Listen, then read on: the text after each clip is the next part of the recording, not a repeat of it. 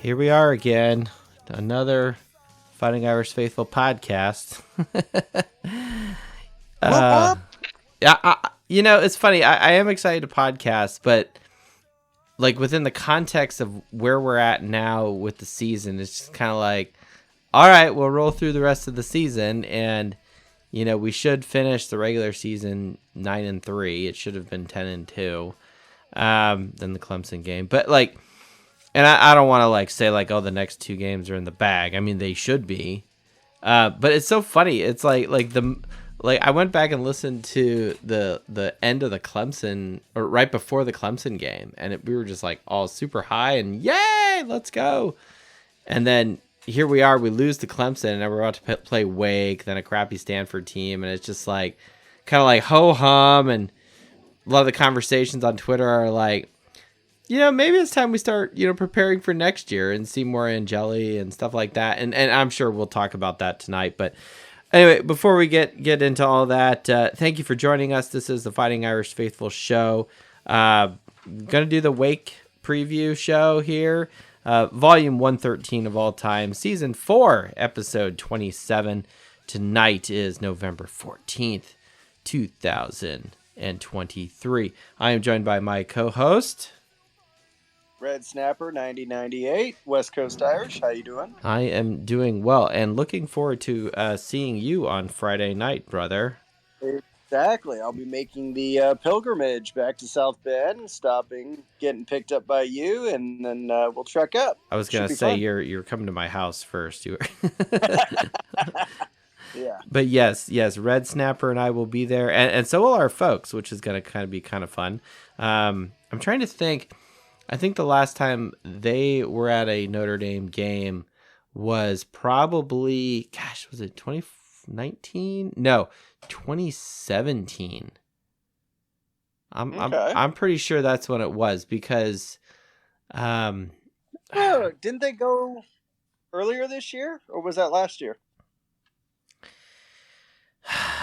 Okay. So here's the problem. So I have somewhere, I think it's on the old computer, my spreadsheet, a different spreadsheet, that's why this is flawed, a different spreadsheet on the old computer that had all the games that I've ever been to, and then who I went with, and what was the date, the score, all this stuff, right? And it was just kind of to understand, just A, count how many games I've been to, but B, just kind of, I think it was during a bye week, and I was like, who in the family has a good winning record, right? And the doc blew all of us out, which was funny.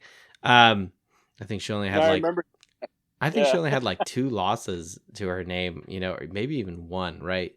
And it was SC of 09 or something, so but anyway, that being said, yes, we are both going to be at the Wake Forest game, and pretty decent tickets, decent seats, and the folks are coming out, so that'll be cool. And so I'm good. So why don't we get some people here? We're gonna try to be very fan centered tonight. Life is happening right now. I've been crazy busy at work, hence why we're doing a show at 10.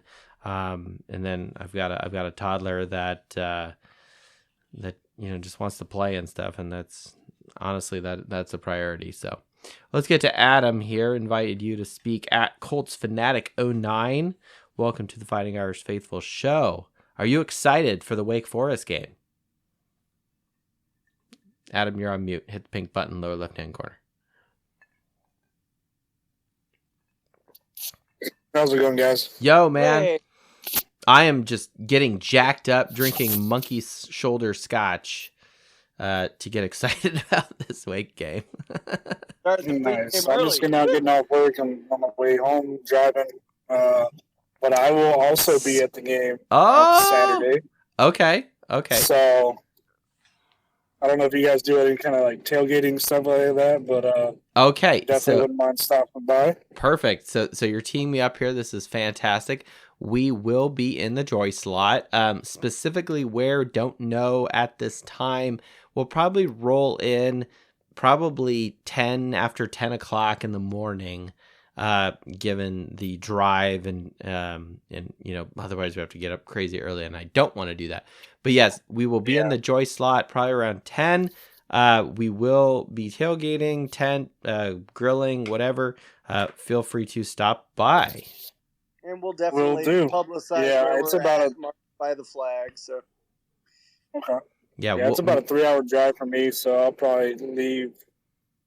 Well, I'm trying to get up there around 10:30, 11 o'clock. So do you have to make the trek at 7 o'clock in the morning and get there? Nice. Now I drive a black Volkswagen Atlas, so if you see us on US 31, that's us. So I have a black Chevy Silverado. So nice.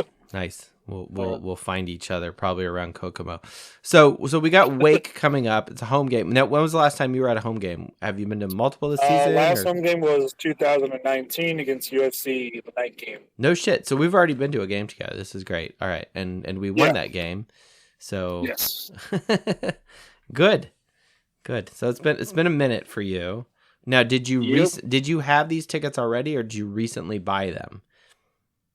So I am a veteran, so I got my tickets a couple months ago off of VetTix. Yes, and I pay about like $15 for 3 or 4 tickets and all that. So yes, I can get tickets pretty cheap. So excellent. My tickets actually they drop tomorrow. I'll be able to find out where I'm actually sitting at tomorrow.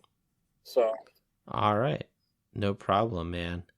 That's good. And what's funny is I used to work in a manufacturing area, and that was the first time I found out about vet tickets, because some of the guys I worked with were veterans. And by the way, thank you for your service. And they were telling me about like, oh yeah, I went to this, that, or whatever, and I'm just like, oh my gosh, this is another perk that me as a civilian, non-vet, right? Despite the fact that I work for a defense contractor, but I was like, man, not only do you get USAA and some of this other stuff, and I'm just like, okay, vet tickets, that would have been sweet too. So, hey, absolute kudos and well deserved for sure. I agree. So, are you excited about this, or are you just kind of like I'm not gonna say I'm melancholy about the team because that's not at all my opinion, but is it safe to say that we're not as excited as we were before the Clemson game? Yeah, the Clemson game was definitely deflating a lot. Like, I was going into the Clemson game very hyped up, excited. I figured we were going to beat them with ease. Like, yeah, it might have been. I know some people looked at it as an impossible trap game, but like, come on, like, we have Audric Estime, who should be getting the ball 20 to 25, almost 30 times a game, and that's not happening. And it's like absolutely mind-blowing to me. Like, as a person, as a fan, like, a man leads the NCAA in rushing and like has been for a while, and somehow like he's obviously we all have our issues with Gerald Parker. And it's just like he's just forgetting that he has Estime. I get we have Jerron Payne. We have like really good running backs.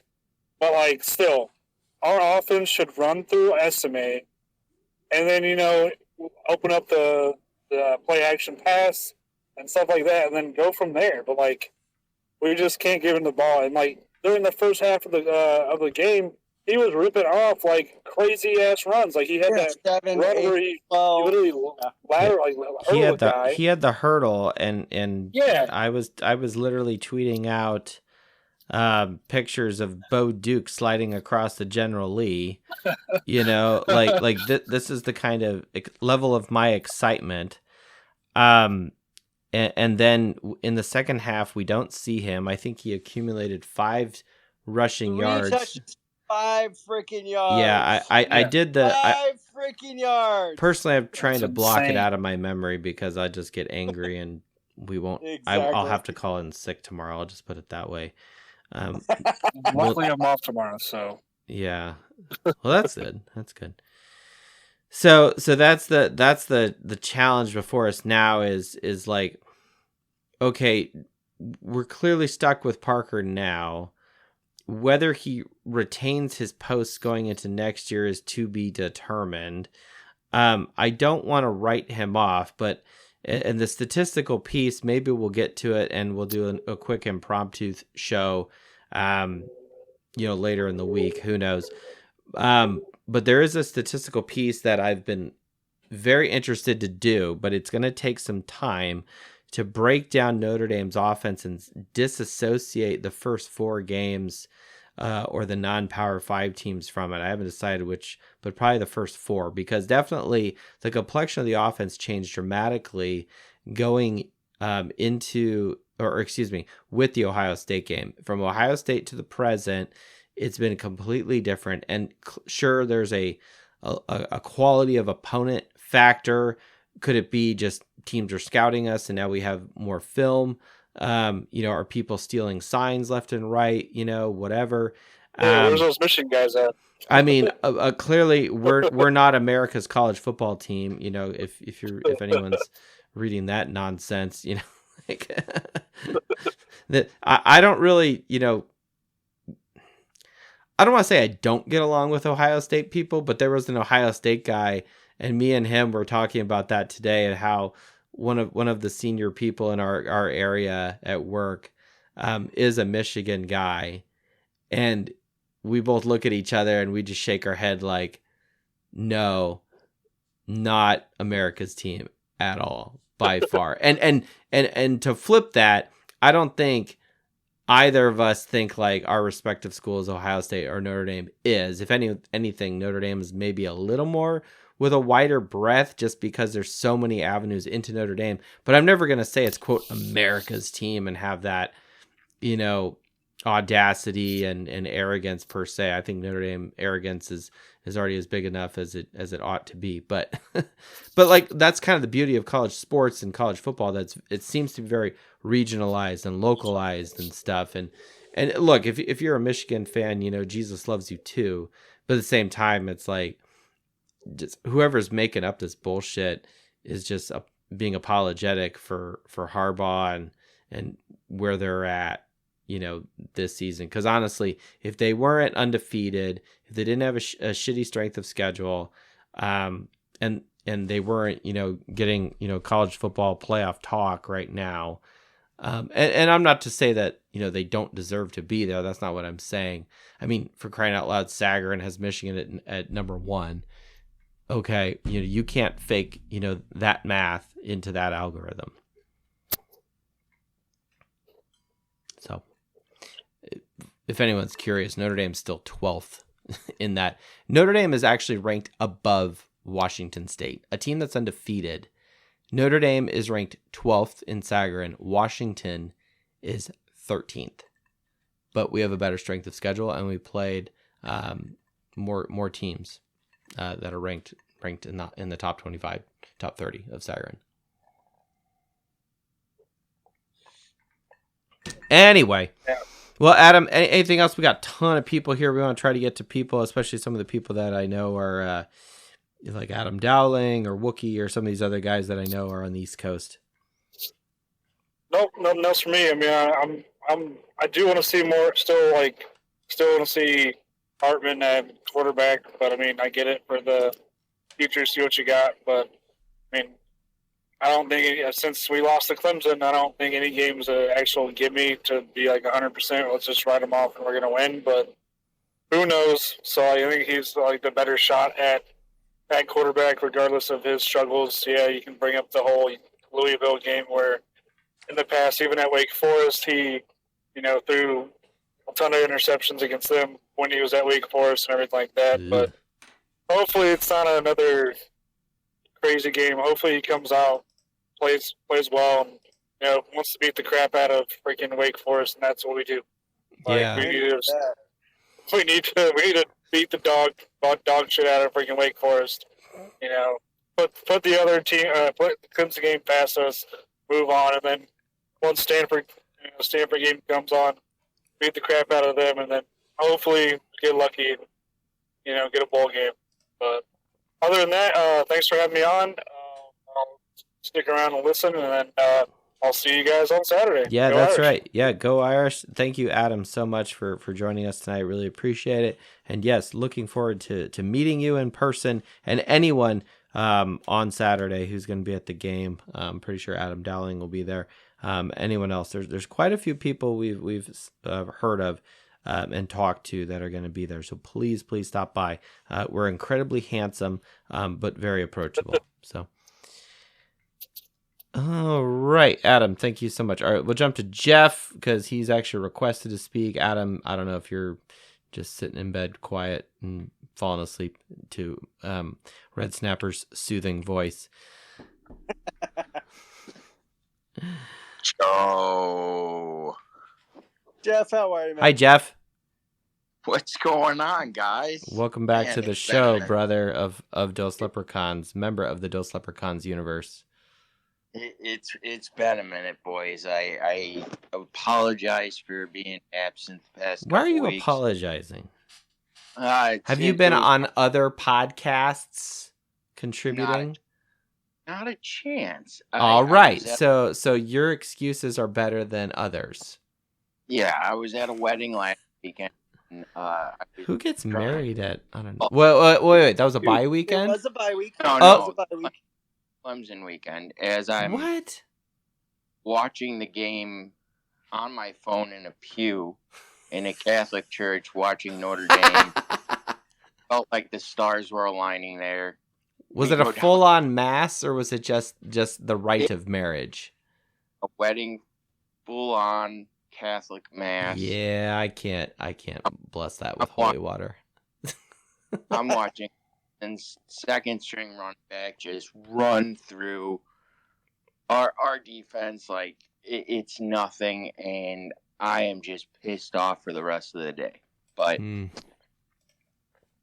let bygones be gone. What was it like? Open bar or open brisket or something at the game that you know? Glutton.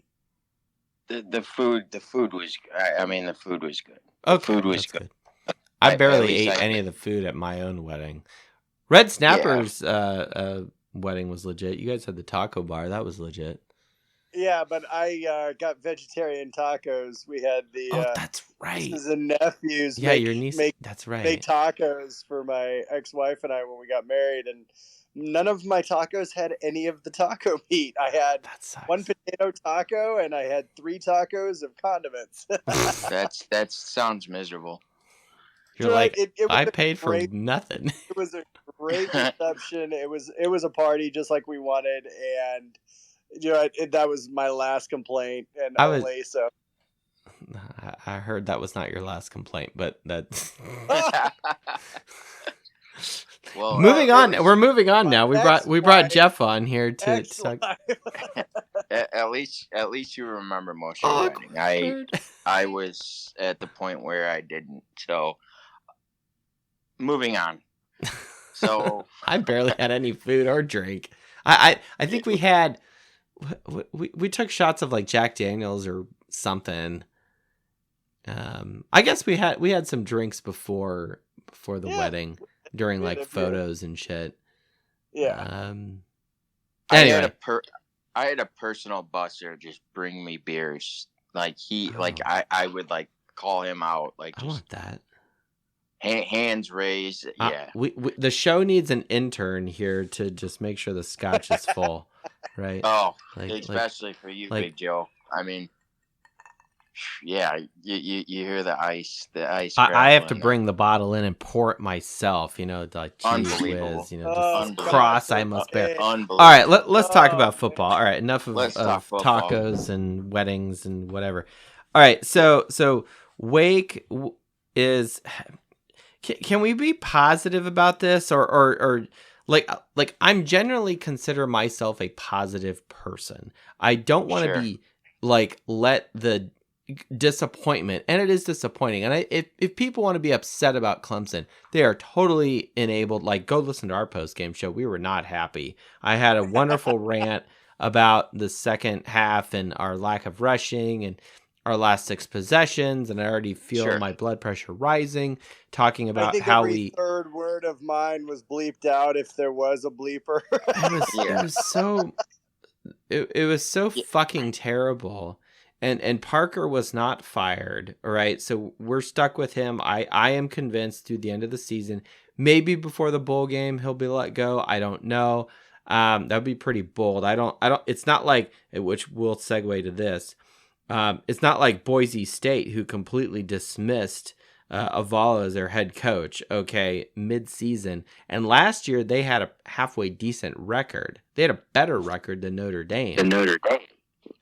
So that's interesting. My second favorite team, Boise State, dismisses their head coach, and their DC, who's been there for a while, is taken over. So that's interesting. That's a program that's like, hey, we're not getting it done. Back to the Peterson era and the Brian Harsin days, right? Where we were doing well, and going to Fiesta Bowls and finishing in the top 25 of the AP every year. They're probably not going to do it this year, and that's why he was fired. Notre Dame's in the playoff rankings, which is nuts. It's like, how are we ranked 19? It's like, I guess we are. I don't know. I mean, maybe there's something to the Sagarin algorithm. Who knows? But can we move beyond the disappointment of this season and just embrace this is where we're at with a new head coach and a new OC? My overall attitude this week, especially after having the week off, just kind of mellow out a little bit, is I'm a fan. I'm an optimist. I want to see the team play well. I think we should destroy Wake Forest. Of course, I'm going to the game. I'm going to make the best of it. I'm going to be with family. Yes. Get to see toddler Irish faithful. So there's nothing but pluses. It's football. It's Notre Dame football. And I get critical and I'll be upset about Clemson. Clemson is done. There's nothing else to say about it. We can sit there and again harp on it, be the armchair quarterback after the fact, but I'd rather be optimistic, look forward to a good game, finish off the season strong with 2 wins, get a bowl game. Let's win that bowl game, and let's not start looking toward the future. Like, let's finish the season off and let's enjoy the last couple of weeks we have. Are you like, and just are you just like live in the moment, right? Like all we have is today. All you have is before you. Let's learn from our mistakes. Let's have a better, if Parker is still calling the plays, if Gaduli takes over, whatever it is, let's have a more productive and efficient offense. Let's have a more balanced play calling on the offense. I want to see Xavier Watts take a couple more away. A couple more interceptions. I want to see Morrison Island, get in on that. This is the point where I want away with defensive coach of the year. That's what I want to see. Yeah, sure. I would want the defense to continue to be the strength of the team. I mean, again, we'll use a little bit of Clemson in the positive light, where the defense did very well in the second half, right? I mean, Jeff, you started us off with a terrible run, and Granite Maffa had 186 fucking rushing yards, more than Notre Dame's entire team, which is awesome for him, not for us. But at the same time, it's like the defense, from a points standpoint, did really well, and from a yard standpoint in the second half was fan-freaking-tastic. And then, go ahead. Defending a short field. I mean, for crying out loud, in the fourth quarter, in the last 6, 7, 8 minutes alone, they were almost on the Notre Dame side of the field the whole time, and they didn't get shit. So it's like, man, how many more times can we stand up on defense and just underperform on offense? And I'm going to go into the optimistic side of the Wake Forest game. Like you said, Clemson's done and over. Wake Forest presents a new challenge. And should Notre Dame win by a significant amount? I would hope so. But the thing of it is they run that slow mesh offense where you don't know if they're going to basically an RPO and he holds the ball in the damn halfback's belly until he doesn't, and he passes for a 15-yard slant. I mean, that's what made Sam Hartman so good, because he ran that offense to a T. But moving back, we got to play the offense that Notre Dame has been successful with, and that's running the damn football. Amen. Amen. Well, and it's to our advantage, and it's to Estime's advantage, and quite frankly, if it goes back to recruiting and Estime, going to the next level, right? And whether he sticks around for the bowl game is another story. I don't know. I hope he does, just because I'm a Notre Dame fan, and I want our Notre Dame players to help us win, and he clearly has the tools in the toolbox to help us win. So that's cool. I would like him to get more touches, to feature him more and more, with respect to just increasing his draft stock, to just generating more points, to all these things that Marcus Freeman talks about being a player's coach. Well, he personally doesn't, but that is the MO he kind of gives off. Mm-hmm. Anything from a player's coach to wanting them to be quote unquote successful, this, that, and the other. Just go back to where the strengths of the team are, right? It's on the defense, and it's Estime at the running back, and which is funny because I saw a tweet today about how, I guess, Notre Dame's offensive line was nominated for one of the best. The Joe Moore Award, right? Which I'm like, then why the fuck don't we run the football more? Like, and that's case in point right there, Joe. It's, I mean, Audric Estime shouldn't be carrying the ball 35 times like Maffa did, but we got an established freshman in Jeremiah Love that needs more touches. Jadarian Price out of the back be very sufficient, either as a pass catcher or a running back. But the thing of it is I like that the two horses, have Love complement Estime, because we saw Jeremiah Love in the Clemson game for a series or two where he kind of gave a little bit of a momentum spike, because they don't know what kind of look Love's going to give them, because he's not north to south. He is a guy that will go north to south because he is a relatively big back, but when he gets outside, he could be gone in a hurry.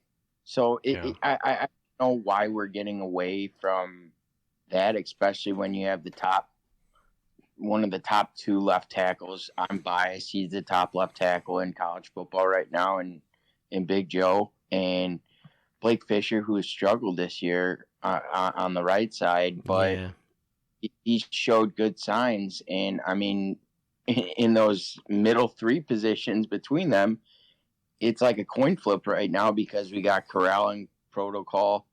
We have Rocco Spindler out for the year. I did see that about Rocco Spindler, which sucks. Yeah, I was gonna primarily talk about Freeman's press conference yesterday, because I watched the whole thing. And really, did you lose a bet or something? Or? No, I'm in the middle of training with my new job, and I had some downtime, so I watched the whole thing. And the week after week rhetoric that Marcus gives on the offensive side of the ball shows what kind of defensive coach he is in trusting Jared Parker. And when we look back, we don't look at the play calling, because we always see, it's the play calling, but we look for the execution and where could we get better. Well, there comes a point in time where the play call is affecting the flow of the game, and we're stopped in our tracks. And he mentioned that Audric Estime had 3 carries for 5 fucking yards. Excuse my French, but he was like, well, we put him in situations on first down, but we find ourselves in second and third and long in basketball. I'm sorry, but Sam Hartman in these last 5 games hasn't shown me the confidence in throwing the ball down the field, or even throwing the football in general. He's like a scared puppy that's 26, 25 years old. It's come to the point with me where Sam Hartman, I'm not really I'm not really confident in him. And I think we all could kind of share that view.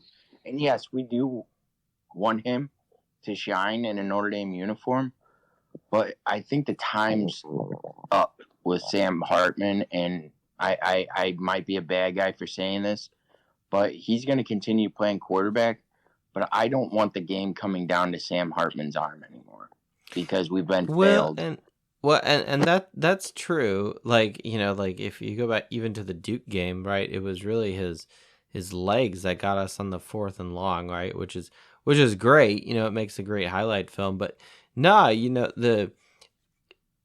me ask the question differently, Jeff. And this sucks to say, and I don't mean this in a personal way against Hartman. I'm happy he's at Notre Dame.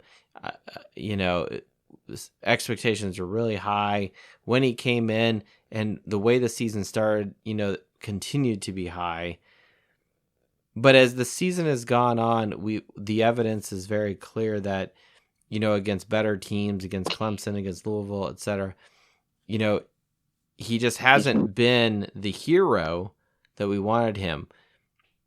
Are you disappointed in the story as it is written now? It's not the book is not finished, but are you disappointed now with where we are with Sam Hartman? I'm gonna say yes, because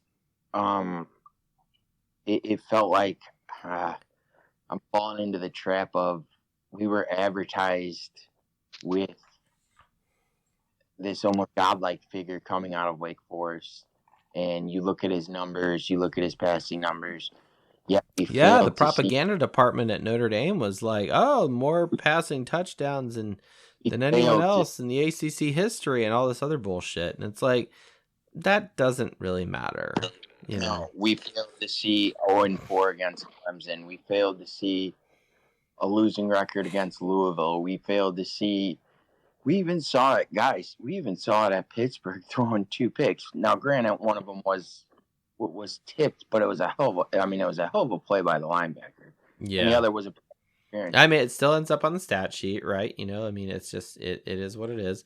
Those 2 picks don't happen if you just run the football. I'm looking at you, 5'0" pod. But that's a comment we had from that doesn't happen if you just run the damn ball. Well, and that's the thing, and not that I'm anti-passing. That's not what I'm saying, and that's not why I don't want to dump on Hartman, but it's just like. But when you have Audric Estime in your backfield, and that's the thing. Like multiple. Look at when you have multiple backs. You have multiple backs that could do the job. Oh, you mean Love or Price or Payne? Payne, guys that have shown this year that they could do it.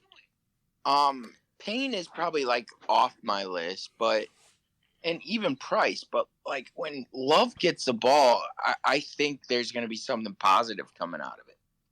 And when Audric gets the ball, I mean, I have the full confidence in the world. Now, he had his fumbling woes back last year, but we haven't really seen that at all this year. And no, we haven't. I mean, the guy is putting a workload in for All-American status this year. And you look at the different rankings, ranking the top running backs. He's 1 in some, he's 2 in some. He has been consistently good for Notre Dame football these last 2 seasons, and he deserves better. And I'm not saying I am saying it's kind of the play calling, but it's not.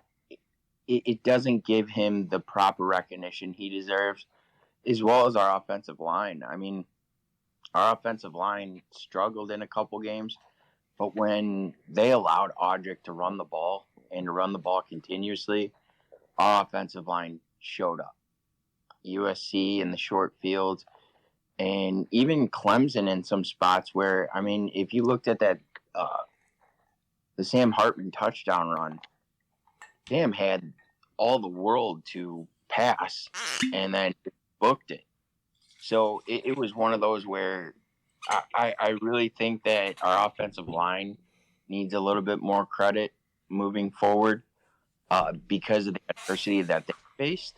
And I do like seeing the young faces coming in now. I mean, Ashton Craig came in for Zeke Corral, and Billy Schruth came in for Spindler. And we really didn't see any kind of difference there. And Marcus credited those guys, as well as getting Rico Flores out there. Let's start to see these fresh faces that we're blessed with as Notre Dame football fans, freshmen and redshirt freshmen, shining on the football field. And one of my biggest gripes I'll be done after this, is we have 2 fifth-year seniors or 3 fifth-year seniors at the linebacker position. Mm-hmm. And you know where I'm leading with this. We got a kid that was the most highly decorated player in Indiana. Yep. The linebacker itching to get out there and hit someone. And he's not getting the necessary experience because we're selfishly not even giving him a series or two because we want J.D. Bertrand out there because he's a quote-unquote leader. J.D.'s had a fantastic year. He has played at a very high level. Yeah. But when we talk, and even Maris has stepped up. He stepped up midway through the season where he wasn't pursuing tackles. But, guys, how many our tackling is shit. Let's be honest. Yeah, it's gotten down. It's not as great as it used to be. And I think some of that is, what sort of defensive scheme was called, right? And I will say with Leah Fowl, in the limited amount of time I've been watching him on defense, he seems a lot more disciplined with his assignment, and yes. I never played linebacker, so I can't say, oh, he just did a great job on that play versus, oh, that was dog shit. But one thing, and Kevin Davis is not with us tonight, but his observations, from last year was that Leah Fowl was crossing into lanes and zones and into areas that's like just do your job. Don't try to do the job of 2 other guys, right? Like if you trying to be a hero. Yeah, like obviously if someone, gets blocked and stuff, then obviously you have to adjust, and it's usually a first down at that point anyway. But the with Leah Fowl, I've noticed that number one, he's a monster out there. And number two, I absolutely love seeing him, make Caleb Williams' life difficult, which is wonderful. But it's standard. And so it's like I can't throw the baby out with the bathwater with this season, because it's little nuggets like that, people from like Leah Fowl or Bertrand or some of the guys on defense, and just look, Howard. Cross. Yeah, we kicked the crap out of. Cross has been wonderful. A true blessing on the defense. Xavier Watts, I'm hoping he gets another interception. I want him to be successful. And stuff like that. It's things like that where, like when the season is quote unquote over, right? We're not going to New Year's Six. We're not going to the playoffs. I start shifting my focus from the team, which, okay, this is weird because it's a team sport, but I start focusing in on players, because it's like I want the players to be successful, right? We very rarely in this show, yes, we were kind of giving a little bit of grief to Hartman, but he's been in college forever, Van Wilder, right? Hopefully people get that reference, but Estime we know is going to go to the next level as long as he's healthy and he keeps dictating and dominating, and we actually give him the football, right? I'm looking at you, Jared Parker. Xavier Watts, I think I don't know if he's going to play at the next level, but I do like seeing him do pick sixes and be a threat out there and just be a ball magnet. He's like this, I didn't do this research, but who has more interceptions, at this point in the season? Xavier Watts, Kyle Hamilton, or Zibikowski?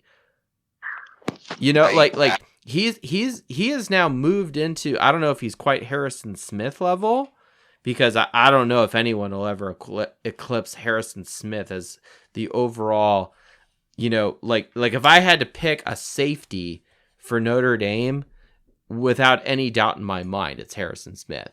But Xavier Watts, from a productivity standpoint, as far as just being a ball magnet, granted it's Pitt and, USC, stepping on their own dick or whatever, but which I love to see, by the way. But like, again, I focus on players at this point in the season, because it's like, I just want these guys to be successful. I want to watch them. They're the playmakers.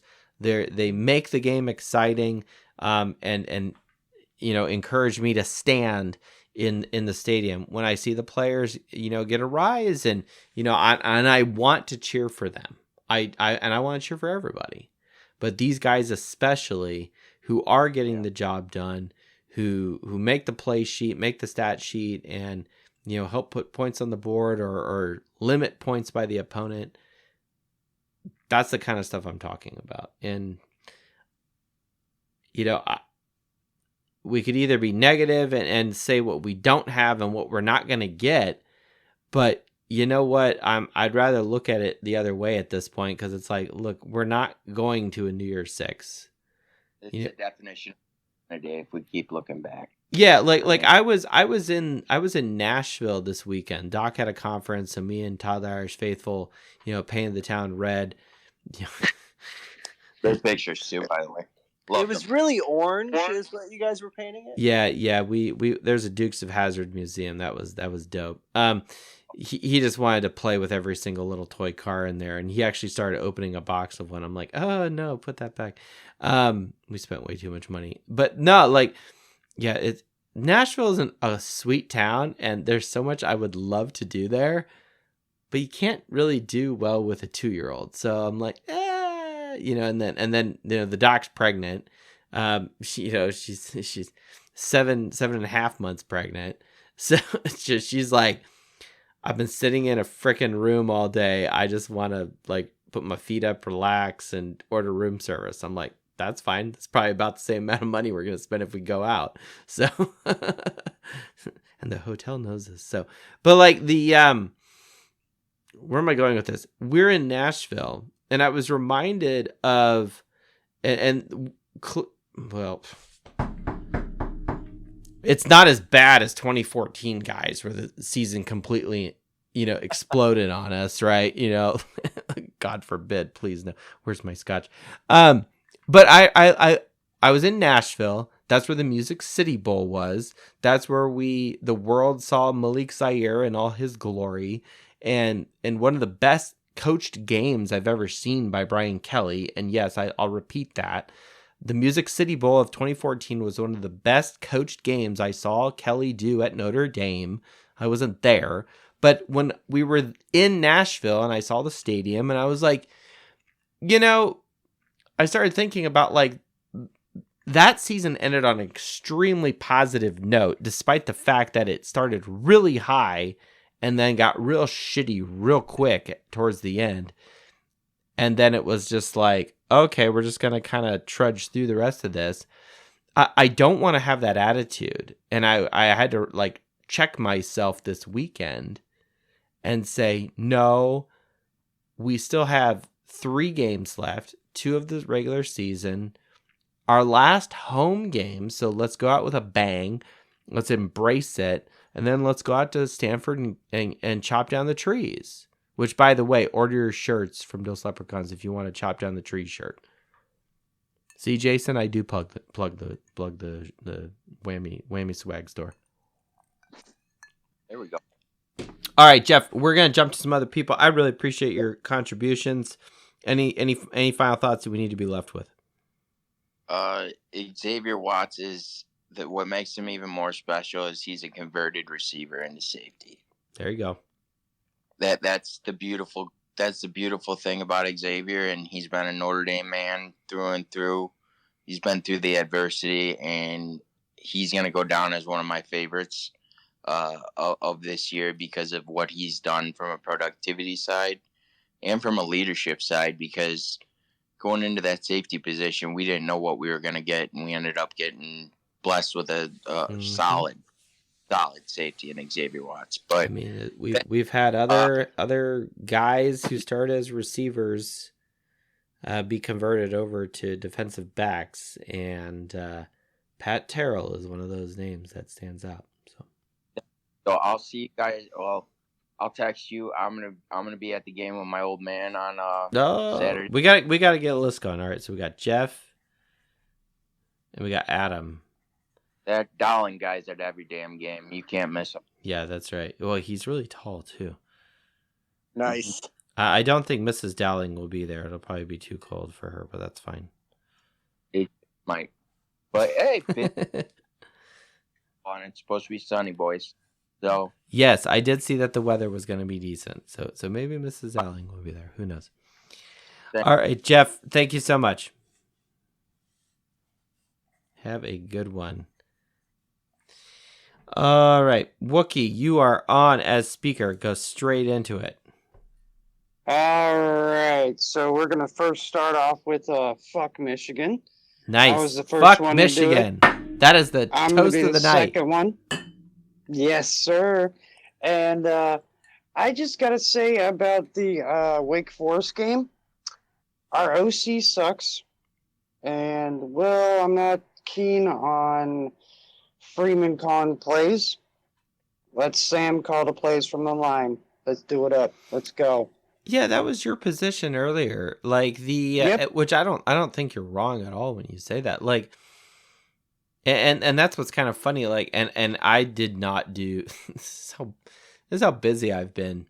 You know, and granted, a lot of the times on the weekend I have time to like when the toddler's taking a nap to come down here and into the office here in the studio, go through the man spreadsheets. cave. It is not a man cave. Like, trust me. Yeah. Well, you know what? Okay. Sidebar. What I want to do. So I have the old computer and an old monitor in the corner of the desk. There's plenty of room over there to take my old TV that I had from college. And this is an old, like, tube type TV. It's not a flat screen, whatever. It's an LCR or whatever. I haven't bought this yet, but I have that old TV still. It still works. It's in the basement. I will buy a old Nintendo to hook up to it, because it's one of the big old box TVs, right? Dude, get the mini Nintendo. No. Here's why.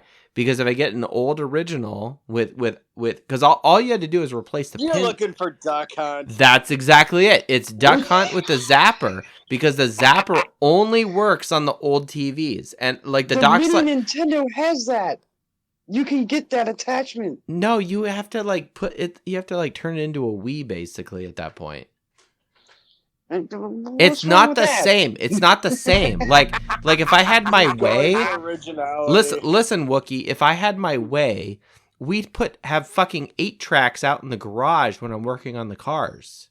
Okay. Oh. And no, it's not like I have like a fucking like cool Corvette or a Trans Am or something out in the garage. No, I have a 96 RAV4. Toyota RAV4. All right. I dare someone. Are you serious? That fucker has 264,000 fucking miles on it and will not die. It's to the point where I'm like, I'm pretty sure I have to change the fuel filter on this bitch, because I'm pretty sure it's the original. And then I want to cut it open to see how bad it looks. we're getting off the subject of Notre Dame, but just because you said you have a Toyota, I drove a 2003 Toyota Corolla, 235,000 miles. Just saying. You still have it, or it's gone now? No, I have not. I now have a 2017 Corolla.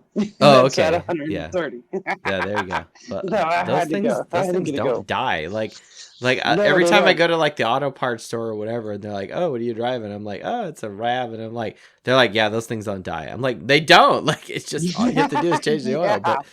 But and if I may make some random connection to Notre Dame, it's like my love for Notre Dame doesn't die, and our support of them doesn't die, and I don't want to just have like blind optimism, because we're clearly not happy that we're in this particular state, and we're like, well, let's see, are we going to go to the Boca Raton Bowl, the Pinstripe Bowl, or the Pop-Tarts Bowl? Like, none of those sound very sexy. See that? LSU. All right, so that's the thing. Like, it doesn't necessarily mean that we're gonna get a sexy bowl like by name, but maybe the money man and the money changers and where LSU is, like everybody wants that. Fuck this bullshit about. Oh, for ratings, it would be a great freaking match. That's what I'm saying. Like for ratings, yeah. Oh my gosh, could you imagine like college football playoffs, whatever? I imagine that the Pop-Tarts Bowl with LSU versus Notre Dame, which I think it's in Orlando, it's or Tampa. It's one of those two. Wait, what? What? Yeah, What? Google it. Google it. I know you're in front of your computer, man. Google that shit right now. Look up where the Pop-Tarts Bowl is. I'm not going to do it. I'm going to let you do it. I got you. Hold on. I know you can multitask. You talk to people for a living and type on a computer. I do. Okay, Pop-Tarts. This is called delegating. All right, Pop-Tarts Bowl, single tickets. Yeah, it's Orlando. Fuck, I gotta drive on I-4. Ugh. Well, it's a lot Hell of closer. a lot closer to you than it is to me. Yeah, Red Snapper's closer to Mickey's original house. All right, December 28th, Pop-Tarts Bowl. I will not be going to any bowl game this year. Right, it will not happen. It is way too close to the birth of my second born. That's true. Yeah, you got a kid on the way, so I can definitely see that. But yeah, that is not happening. Like the doc and I are like, let's see. All right, Todd the Irish Faithful came in a little early. It's possible that the second kid is gonna do the same. So we'll find out. I'm personally rooting that he comes at the end of December, and that's more for tax purposes. But yeah, regardless, if he's January's a cool month too, because that's my birthday month as well. Oh, so. There you go. Well, and then part of me also like doesn't want his birthday to be so close to Christmas. Like it could happen. One of the last podcasts we'll have to take a poll on the actual birth date of Baby Irish Faithful. We should do that. We should take a poll. Oh, that would be great. Should we do like squares, like you do for hey, why not? Like for Super Bowl? Why don't we do squares? Do it. Let's get a poll. Let's get some squares going. We'll just you take a calendar date. That's awesome. I love this idea. Let's do it. Let's do this. Let's do this. We'll work on that. And if the winner wants to buy me diapers, I'd be grateful. So, hey, you know what? But no, I'm seriously for the bowl game. I love this. I'm writing this down. I'm gonna save my game tokens for next year. Stanford game. Stanford game next year. Because it's on October 12th and my birthday is October 3rd. So it will be a special day. Yes. Sweet. And if y'all got room, I'm on board. I will drive up. I will fly up. I don't care. So that's interesting. I was looking at some of the. I didn't do Airbnb, but I did look at Rent Like a Champion today.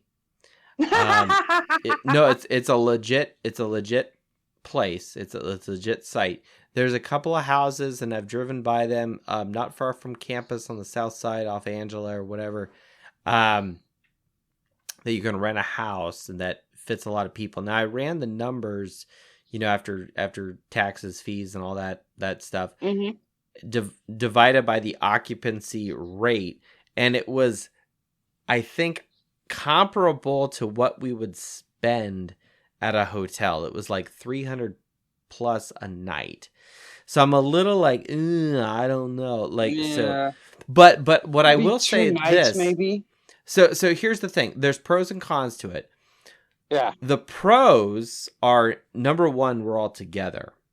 Number two, we're in a house, so it could probably be a little louder and a little more lively with it, right? So it's basically a party house. As long as you don't destroy the place, it's someone else's property, obviously. But that being said, so those are the pros. And two, depending on which one we would want to secure, campus is in walking distance, which is great because then it's close to Eddie Street Commons, bars, stuff like that. A short Uber even downtown. To like Fiddlers, Corby's, exactly.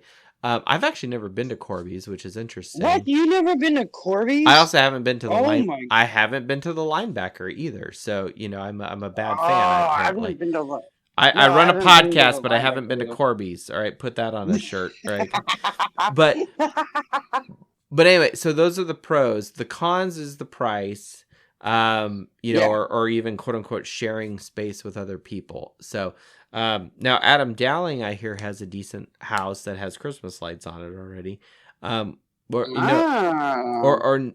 they Diwali lights? Because we just celebrated Diwali, right? At least my neighbors did. Since I have there's a large Sikh population in my neighborhood because they have a temple just down the street, so they all live nearby. So Adam just gave me a thumbs up, and we'll just bring him on. But no, like so maybe Adam's celebrating, the Festival of Lights with Diwali, the triumph of good over evil. Let's get back to the football, and I want to hear what Wookiees. We are talking about football. We're talking about renting a house for next year. We're already looking forward to next year, right? Is it CJ Carr or Angeli? We don't know. But I haven't been to a game in person since 2010. And next year, maybe my first game back to the Fighting Irish. And my thoughts on Wake Forest. Let Sam call the plays. What the hell else do we have to lose? And we're going to win 48-14. 48-14. I'm writing this down. Wookiees prediction. There you go. I haven't even done that. I don't even know what the spread is. I'm not even, dude. I'm not even looked at the spread. I'm just guessing. I don't think it's 34 points, but no, it's not going to be 34 points. But we only 2 games left. What the fuck? Throw it out there. Let's go. Notre Dame is giving 24 points. 24. Grip and rip it. Let's go. Over under. Grip it and rip it. 46.5. Well, that's what ESPN's saying. What's teamrankings.com saying? Ooh, yeah. 25. 25. Ooh. I trust them over Wake, so I don't know. I'm still going with 48. I'm still going with 48 for us. I will say this, teamrankings.com, what I like about their website is it gives the not only the spread and some of the the Vegas type of numbers, but it will it gives like an algorithm, but it doesn't go into the code, but it gives an algorithm percentage statistical likelihood, which is why I like it, of winning odds, and it then ranks your opponents of like toughest games versus easiest games. And it's saying that Wake Forest is a 96% likelihood of a win. Stanford is a 98% likelihood of a win. Wait, that's weird. Right.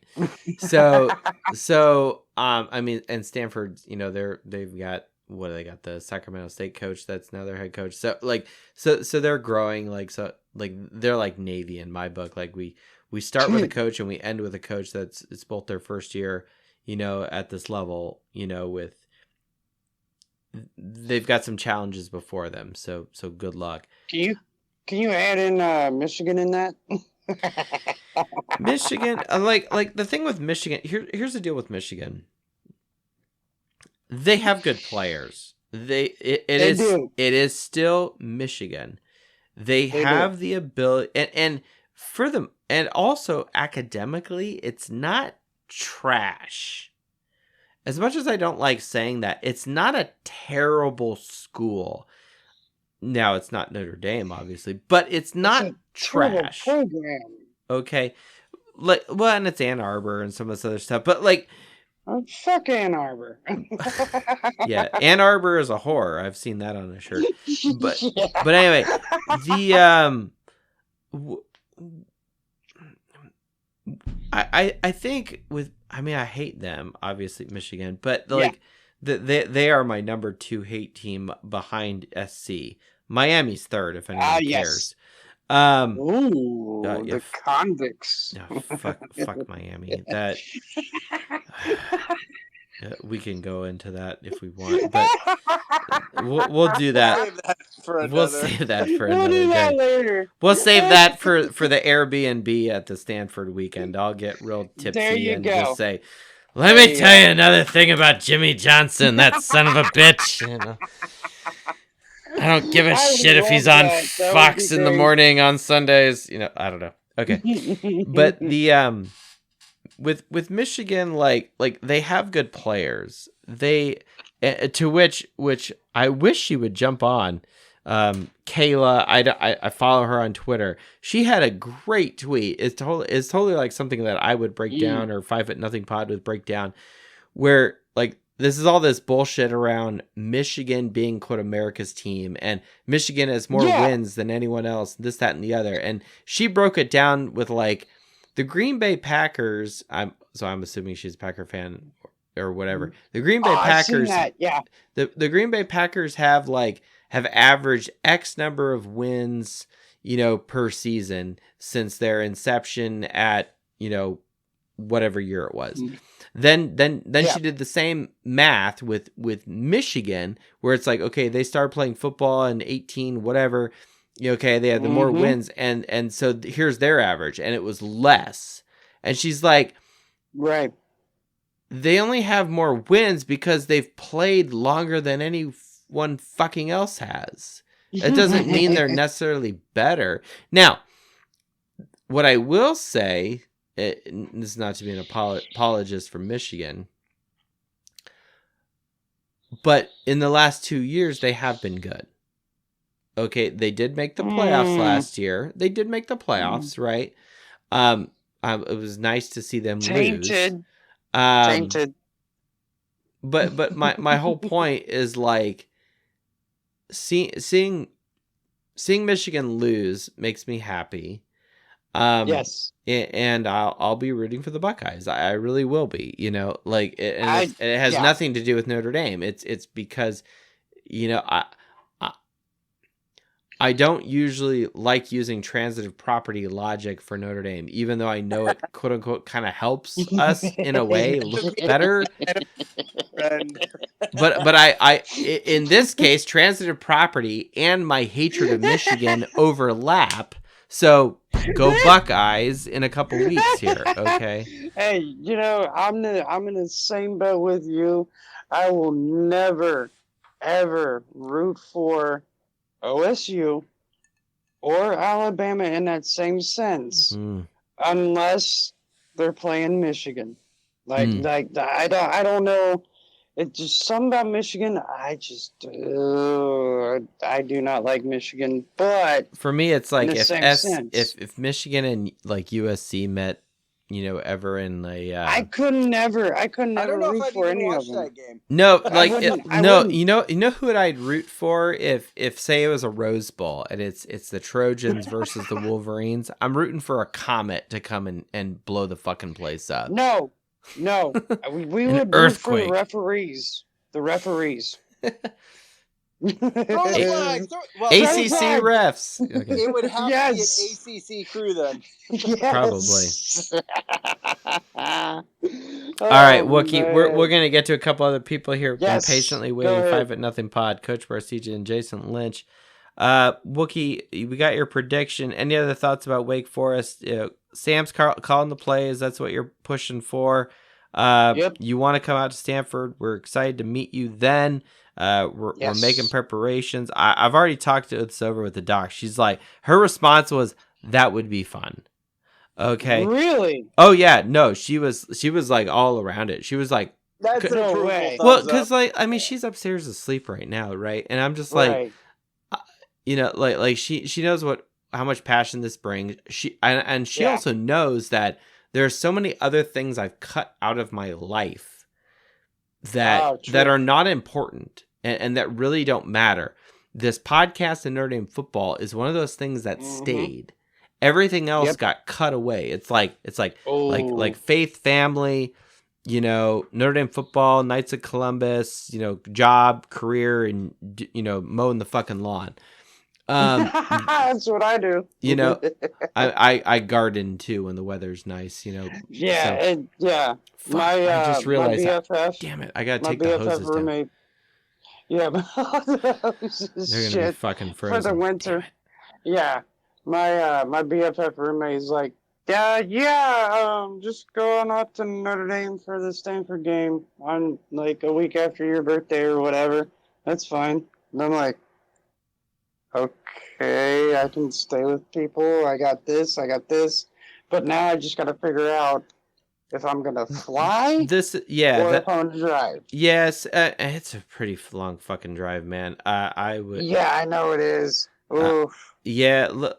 But I got friends and family I can stay with along the way, See, that's the thing. Well, and it might be cheaper, like, and yeah, I mean, you drive a Corolla, so your reliability of your vehicle is going to be Well, tip top.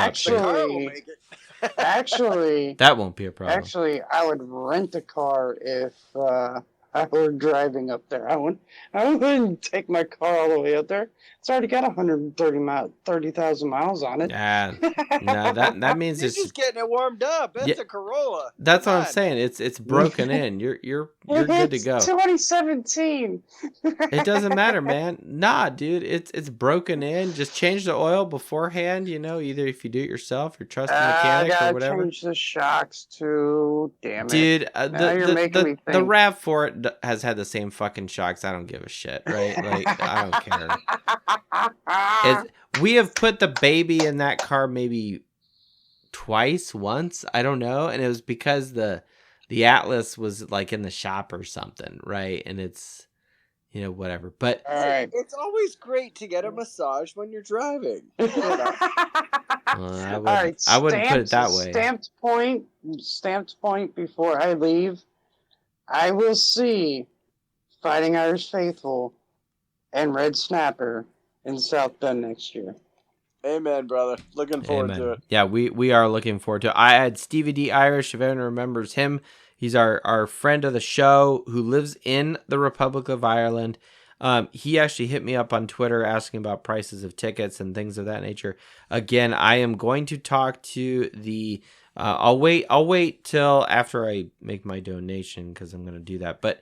well, I will. It's in the budget. It's in the family budget. Like it's not a problem. With the new baby, wait. Or a tea. It's in the new budget with the new baby. It doesn't matter because like all we're buying is diapers, right? And actually, and actually, we had some of the reusable diapers, right? Where and if anyone's had a baby, right, the first like week of a newborn baby is the poop that's terrible, right? After that, it's great poop. It's like it washes easy, whatever. That's where you put the reusable diapers. It's when you start introducing solids is when God puts odor into the poop. Okay. All right. So, as a gift for me coming up there, should I get diapers or liquor? Oh, liquor. Absolutely. Absolutely liquor. For the record, at that point, the doc will probably be ready to drink, so I would say bring That's true. Unless we're pregnant again, we don't know. We don't know. We're Catholic. It's all good, right? All right, let's move on. Let's get to some other people. It's turning into an after dark show. It's fucking 11:30, and I got work in the morning. Wookie, I really appreciate you bringing the mood elevator up to the 10th floor here. Really appreciate it. That's what I do. Actually, this is the 11th floor because this is the 11th game. Wait, no, it should be the 13th floor. Just because. This is where I trust you. Thank you, sir. You have a great night, guys. Have a good one. Good night, the Wookie. At Wookie Mike, how are for you, man? Who Day. Just got 5 foot nothing on. What's up? Are you still on business travel, Mike? Or are you? No, I leave tomorrow, so I'll do my show tomorrow night, and not at the Homewood Suites because they're not that they weren't too expensive, they were not available this time, so I'm staying at the Hilton Garden Inn. Oh, those are nice. Yeah, they're okay, but they don't have free beer. You have They to pay don't for have it. free beer. No. And, You could pick up a case of something, and just. oh yeah, for sure. But we'll see. But I'll have a show tomorrow that half of it will be kind of somewhat looking at potential OC replacements. I'm hoping it's not for naught, and we talk about it for every conversation from now until next season, and we still have the same OC. We'll see. Yeah, I look. If Parker wasn't fired last week, he's not going to be fired before Stanford. Now, I also think that the next 2 games about how the offense performs versus Wake and Stanford, two chump opponents, quite frankly, some of the 2 easiest teams that we're gonna face. I mean, let's face it. If I go back into the numbers here, because I have this, and I know, Mike, you know what I'm talking about here. Okay, Tennessee State clearly was the easiest game at 99%. Same with Central Michigan, right? It was a 99% winner. Stanford's at 98%. Wake Forest this game 96. But what does that do? Because I put it out today. Okay, I heard the Irish Illustrated guys. I keep seeing other people talk about it. Everybody's crapping on Parker. We have the 16th ranked scoring offense, and we're like, whatever. They're statistically, here. You know what this is?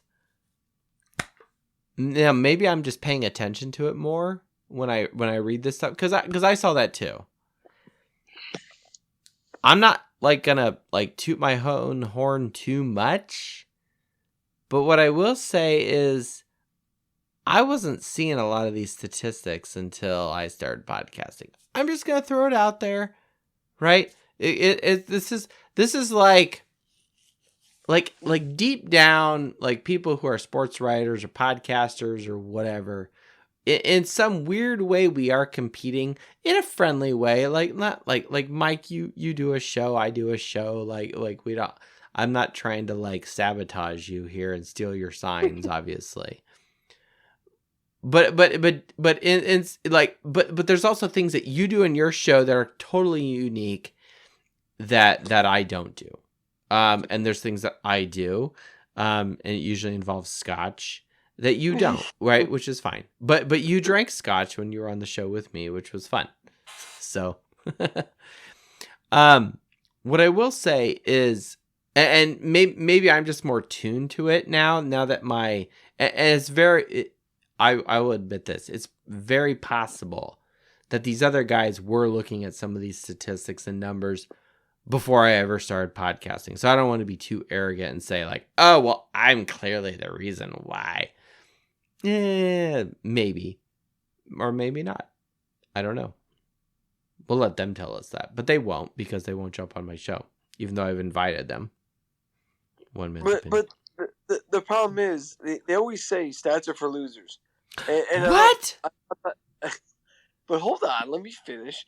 The I'm glad idea I'm behind sitting. that, Fuck, I almost would have it- fallen out of my chair. it- the idea is of that sentence or that statement is that if you only look at the stats and don't understand their meaning, their value, etc., they're meaningless. And that's why I point to people want to talk about, oh, Parker, what's wrong with Parker?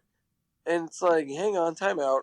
Number one, scoring offense is the verbiage is wrong to begin with because it should be team scoring because it includes defense and special teams. Yeah. So there's 7 touchdowns that are baked into that number. You take that number out, and all of a sudden, over the course of the season, the points per game drop by 6. That takes our 16th scoring offense down to 43rd, whatever the hell it is now, 48th, yes. I think.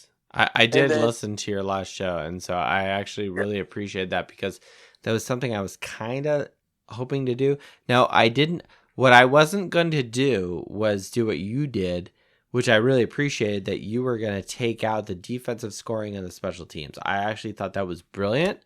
And then I was like, fuck, that would be a lot of work because you'd have to go through every game, dissect that information out, and then see where Notre Dame fell. But the problem was, and this is where if this was like academia and we were doing like a peer-reviewed journal, I'd say, well, okay, you did that for Notre Dame. Did you also do that for every other fucking team in college football? Obviously, no, I did not. Oh, well, and no, unless you had a lot of time in your hand and you took some medication that kept you awake. But yeah. But it was just kind of a perspective thing where it's like, okay, yes, I realized I didn't do it for every team in the country, but also wanted to be like, well, how many teams have 7 defensive and special team touchdowns? I don't know. But I just wanted to put in perspective that just the points per game, it's super inflated. It's inflated by an entire touchdown per game. And then you look at the yards per play. That's a fun stat to look at. Now, I think that's a quality stat. Yards per play are valuable. But when you look at the meaningful games and the quality opponents we played, Ohio State, Duke, Louisville, Clemson, that number is 5.3. Now, that has nothing to do with anything but the offense. And when you take the 5.3 number, that ranks 73rd in the country. So our numbers are offensively that people want to tout for Parker's benefit are inflated from a lot of different angles. And they're inflated because we played Tennessee State and Navy and Central Michigan and blew them out of the water. And then it went downhill. And, the talk about Wake Forest this weekend. Everybody, Sam Hartman revenge game because he's playing his old I hope that's not a phrase because the Sam Hartman revenge game against Louisville went up in fucking flames. The revenge game against Clemson because he hadn't beat Clemson, he's one of 2 quarterbacks in college football history to lose 5 games to the same opponent. Like, let's forget Sam Hartman revenge game. How about Sam Hartman just play some fucking good football? Yeah, like I don't think that at all. I actually think it kind of the other way, where it's like, if anyone's got revenge, it's Wake Forest because Sam Hartman was there for so long, and then he leaves and goes to Notre Dame. Big popular snooty Notre Dame. You know what I'm saying? Yep. And so if anyone's got a burr and a fire in their belly, it's Wake Forest, not Notre Dame with this game. For sure. I feel like you're right. I think Wake Forest players are like, you think you're too good for us? Watch this. That's exactly how I feel. And so, like, again, I do think we'll win, but, like, and that's just probably my Notre Dame arrogance coming out here, my Notre Dame privilege. But, sorry. Maybe I shouldn't say it like that. But my point is, I think you're right, Mike. I think that Wake Forest has more. I think they have the right to be more pissed about this game. Like, you guys stole our fucking quarterback. You know what I mean? Like that. That's how I'd feel. It's like, Oh, well, like can you imagine the defensive players? Dude, they can't wait to break through, Blake Fisher or whatever and just fucking, rock his clock. And it doesn't help that Sam Hartman has proven he can get rattled, and it doesn't go well. So, Well, and that we don't have like deep receiver threats and some of the, unless it's face on or whatever, and then our but star tight end was injured. All of this points to me that the quarterback's best friend is always a great running game. Like it's still frustrating for me from that standpoint. Is okay, he's human. Yes, he gets rattled. He's not, it's, I don't want to say buyer's remorse, but it's not what we all thought after the first 4 games of the season. And then we're looking at it. If a quarterback's best friend is a great running game, because then they start crowding the box. Now you can play action and open things up. We just got to stop the dumb bubble screen play calls and dink and dunks. Like, stop throwing screen passes. Just stop throwing. If we stopped running flies and screens, I genuinely think that, like, if we just say those are not options anymore, the receivers are not running those routes anymore. Like, I would prefer there's a play we ran in high school. Granted, it's high school. I know I'm going down a level, right? And people are just rolling their eyes. But what I will say is there was a play we ran, and we didn't run it very often, but it was a fullback pass. But it was play action where we were usually under center in an I formation, and we faked the handoff to our running back, who, by the way, was Ian Johnson. If you don't know who he is, Google him. You'll see. Statue of Liberty. Boise State, baby. I'm telling you, I used to block for that guy. Okay. Zabransky was the quarterback, right? Zabransky was the quarterback. That's how I fell in love with Ian. I always liked Ian Johnson because he went to my high school, obviously. But what I will say is that's why I love Boise State, because it's like, someone who I knew. I will never say that Ian Johnson and I are good friends. No, like, and not that I don't like him. It's just, like, we were teammates and that was it, right? And he was a year behind me. Calling him to wish him he was fast as shit. I will say that, right? And what's funny is like, if you look at like athletes who are like runners, like Usain Bolt or some of these other like track guys, their running form is like it's like poetry. Ian Johnson's running was not like designed for like speed as far as track goes. He was a football player, period, end of discussion. And he will admit that. So I used to block for that guy, but we had a play where we would fake the handoff to Johnson because we would run him a lot, obviously, because he's a talent and he was fast as hell. And he was also not afraid of contact. But we would fake that, and then our quarterback, who did play in arena football, a guy named Matt Davila. Okay, if anyone wants to go down the rabbit hole here. So my senior year in high school, we had some halfway decent players, on the team. But a guy who did go arena football. Like, how many people can say that? Like, it's it's not sexy. It's not the NFL. It's not even the CFL.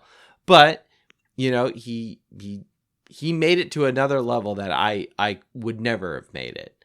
That being said, quarterback would roll out, and our fullback, because we had a fullback, because again, I formation, would be rolling out in the flat, which would be wide the fuck open.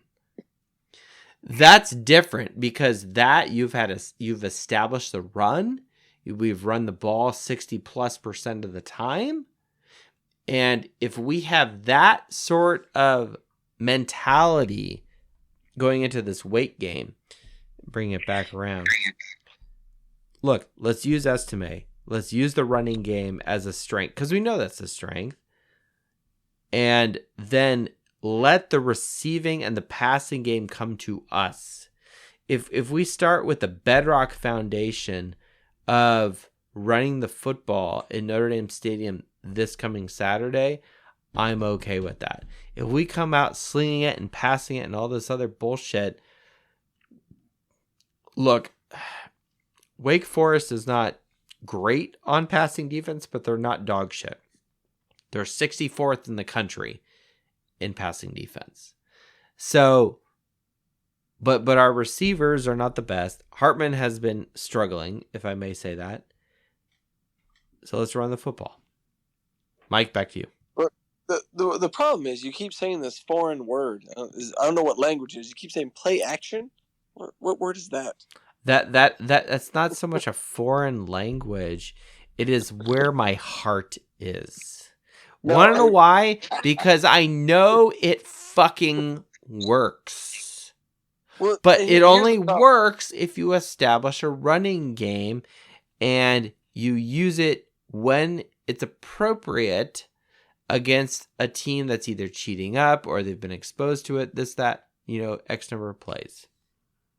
Well, I'm going to finish with this real quick because I have Joe problems. My phone's going to die. And I'm laying in bed next to 5 foot nothing, and the Charger's way over there. But anyway, go back to the Clemson game. All right. Estime got 3 carries for 5 yards in the second half. We ran 2 play action passes. Here's my problem with that. In itself, you've talked about it. I was listening the whole time. It's wrong. What are we doing?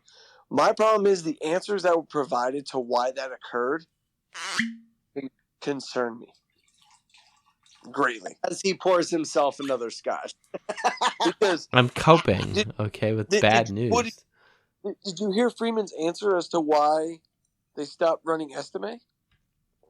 No, I don't listen to press conferences. I was not happy. I analyze things on I can't statistically break down Coach Freeman, a coach who's only played defense and who's only really coached, defense. Right? He's not an offensive guy, right? He handed the keys to the car to Parker, and here's where we are. Wait, here's my that's the most criticism I've ever given of Freeman, by the way. My press conference following is I found the guy who tweets out the entire transcript, and I just read his tweets. Really? So, anyway, okay. What Freeman said, though, was they weren't gaining yards on first down, which forced them to have to throw on second down. That's stupid. And here's twofold. One is you don't always have to run on first down, first of all, right? So that is true. That is true. Secondarily, the running game is a long con, okay? It's not even though you might average 5 yards a carry, you're not literally getting 5 yards every carry. You're going to get 1, 2, 1, 2, 17.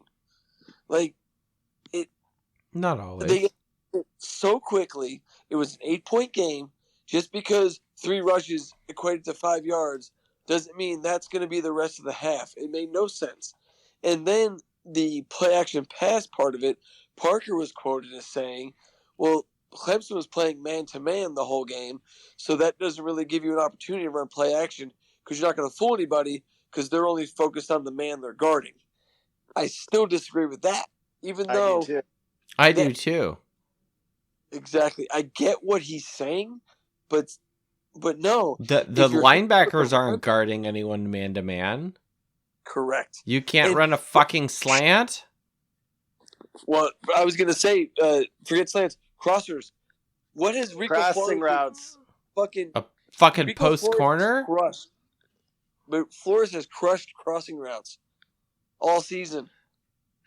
And I'm getting mad listening to what you're saying. To the wide side of the field, and I want to see the outermost receiver run a 3-yard China route. Just crossing the center of the field. Red Snapper, you're going to have to explain what a China route is. All it is a 3-yard crossing route. So the widest guy makes a right turn and literally runs the length of the field, literally 2 yards behind the defensive line of scrimmage.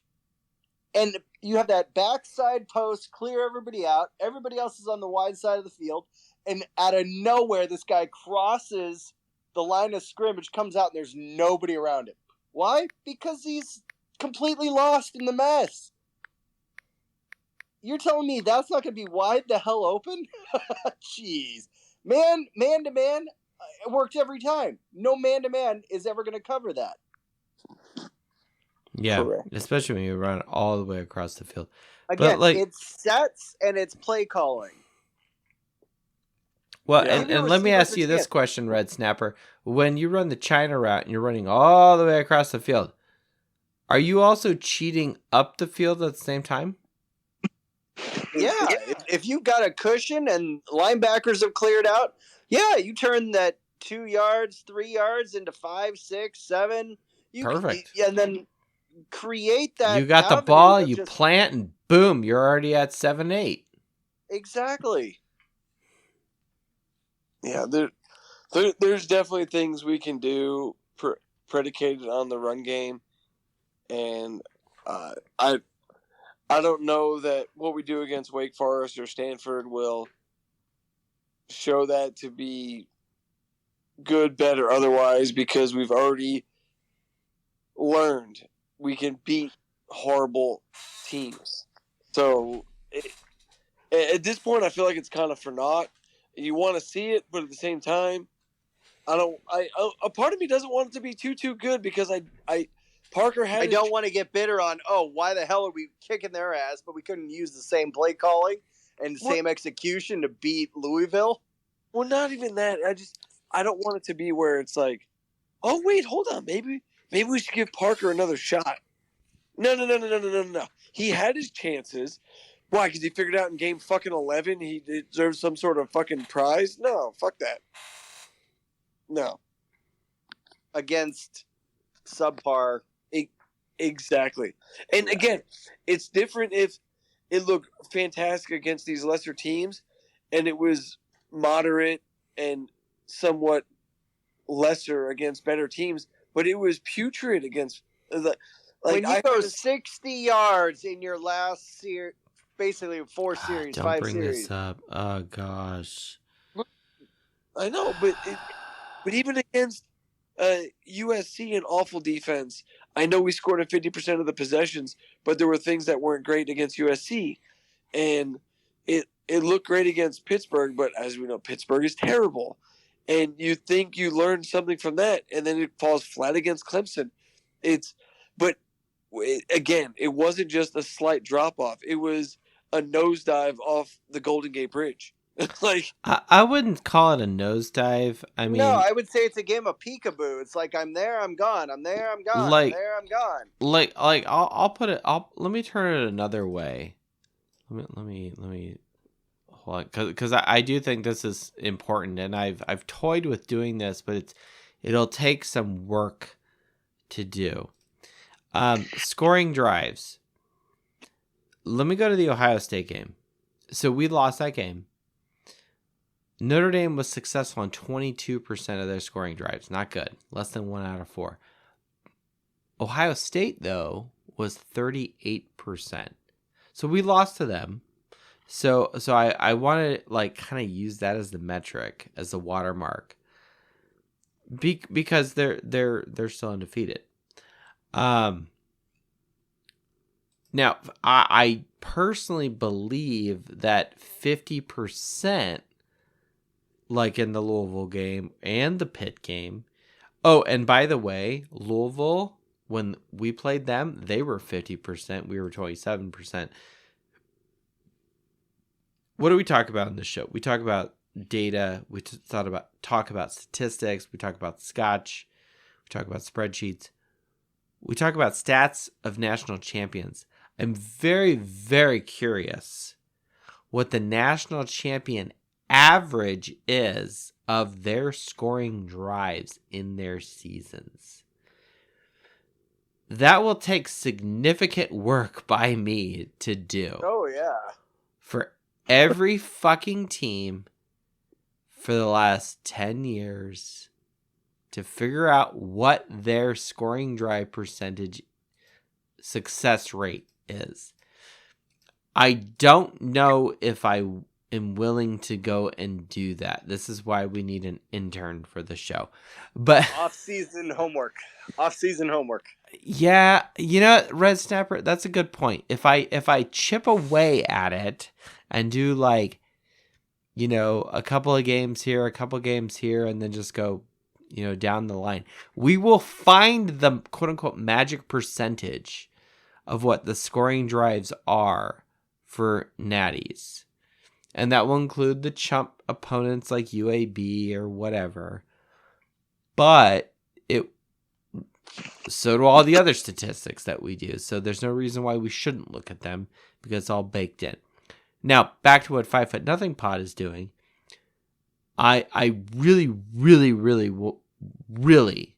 I've said like 5 reallys, so that means I'm sincere, want to do the analysis of Notre Dame's offense, of what, you know, the Irish, you know, Sports Daily and Irish Illustrated and all those guys are reporting out. And they're not wrong. That is where Notre Dame is as a season as a whole. However, I would use the Ohio State game as the watermark. Like if this was the NFL, those first 4 games of the preseason, they clearly matter, but the identity of this football team is closer from the Ohio State game to the present versus those first 4 games.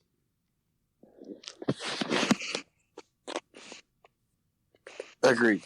So. But hey, I will have to catch the rest tomorrow because phone's at 2%. So I'm gonna leave you guys here, and thank you, Joe. I will talk to you soon, buddy. No worries, man. Mike at 5 Foot Nothing Pod, Hunter Nothing. Appreciate it. Have a good one, and we look forward to listening to your show. Always loyal, always a friend of the show. Welcome anytime. Thank you. Take care. All right.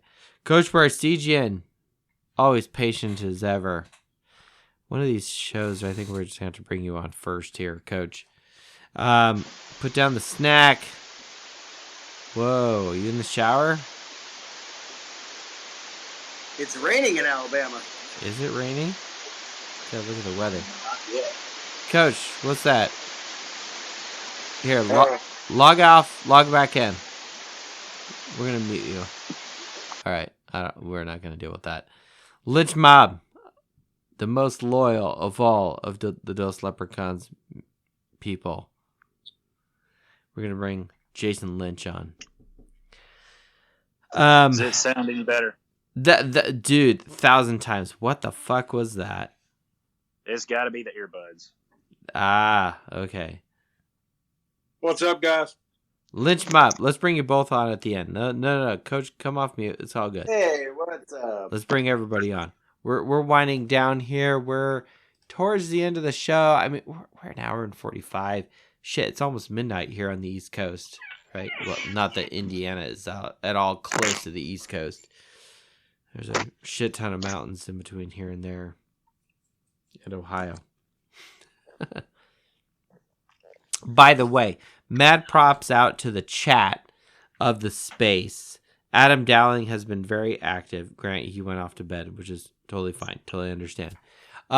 He made multiple Nintendo references between Duck Hunt and Excite Bike. So the Twitter shout out is going to Adam Dowling for just that. The Excite Bike. Absolutely. Oh, Excite Bike is one of the best games ever. Me. Well, and then like the only way to win is to do the hit the button where you're like your bike overheats. Yeah. Oh gosh, like there's like a fine balance there. All right, enough about 1980s video games. Lynch Mob and Coach Barstegian, can we be? I'll ask the question kind of in a similar way. Can we be happy, or is the season at a point because where it's like it's kind of in the bag? And we know we're not going to get to a good bowl. Can we just look for positives and support players, and just hope for the best, or what's your disposition? Yeah, or should we still be critical and negative with year 2 of Freeman? Like I'm curious where people are at. Well, I'm being a Notre Dame fan. I am naturally pessimistic. It comes with the allegiance, especially over the last 30 years. But it's one of those things where we still have Parker. We have an ignorant jackass for an offensive coordinator. I agree. Especially with his recent quote. They are talking about using Sam Hartman in preparing for Wake Forest, which, I mean, makes sense. But at the same time, it's like, do we really think that Wake Forest is that stupid? And if they are, why do we have Sam Hartman? If he's really going to be able to give every little dirty little secret about Wake Forest and how they operate. I didn't do the research on the coaching staff and the personnel and this, that, and the other of, what's similar for the last like 2-3 years over at Wake versus what they are this year, right? I didn't do any of that research. I get we have a quarterback that was at Wake Forest longer than the entire Notre Dame coaching staff has been at Notre Dame. But that is true. I mean, your coach is for a reason. You should have a little more experience and know what to do better than a 6-year quarterback.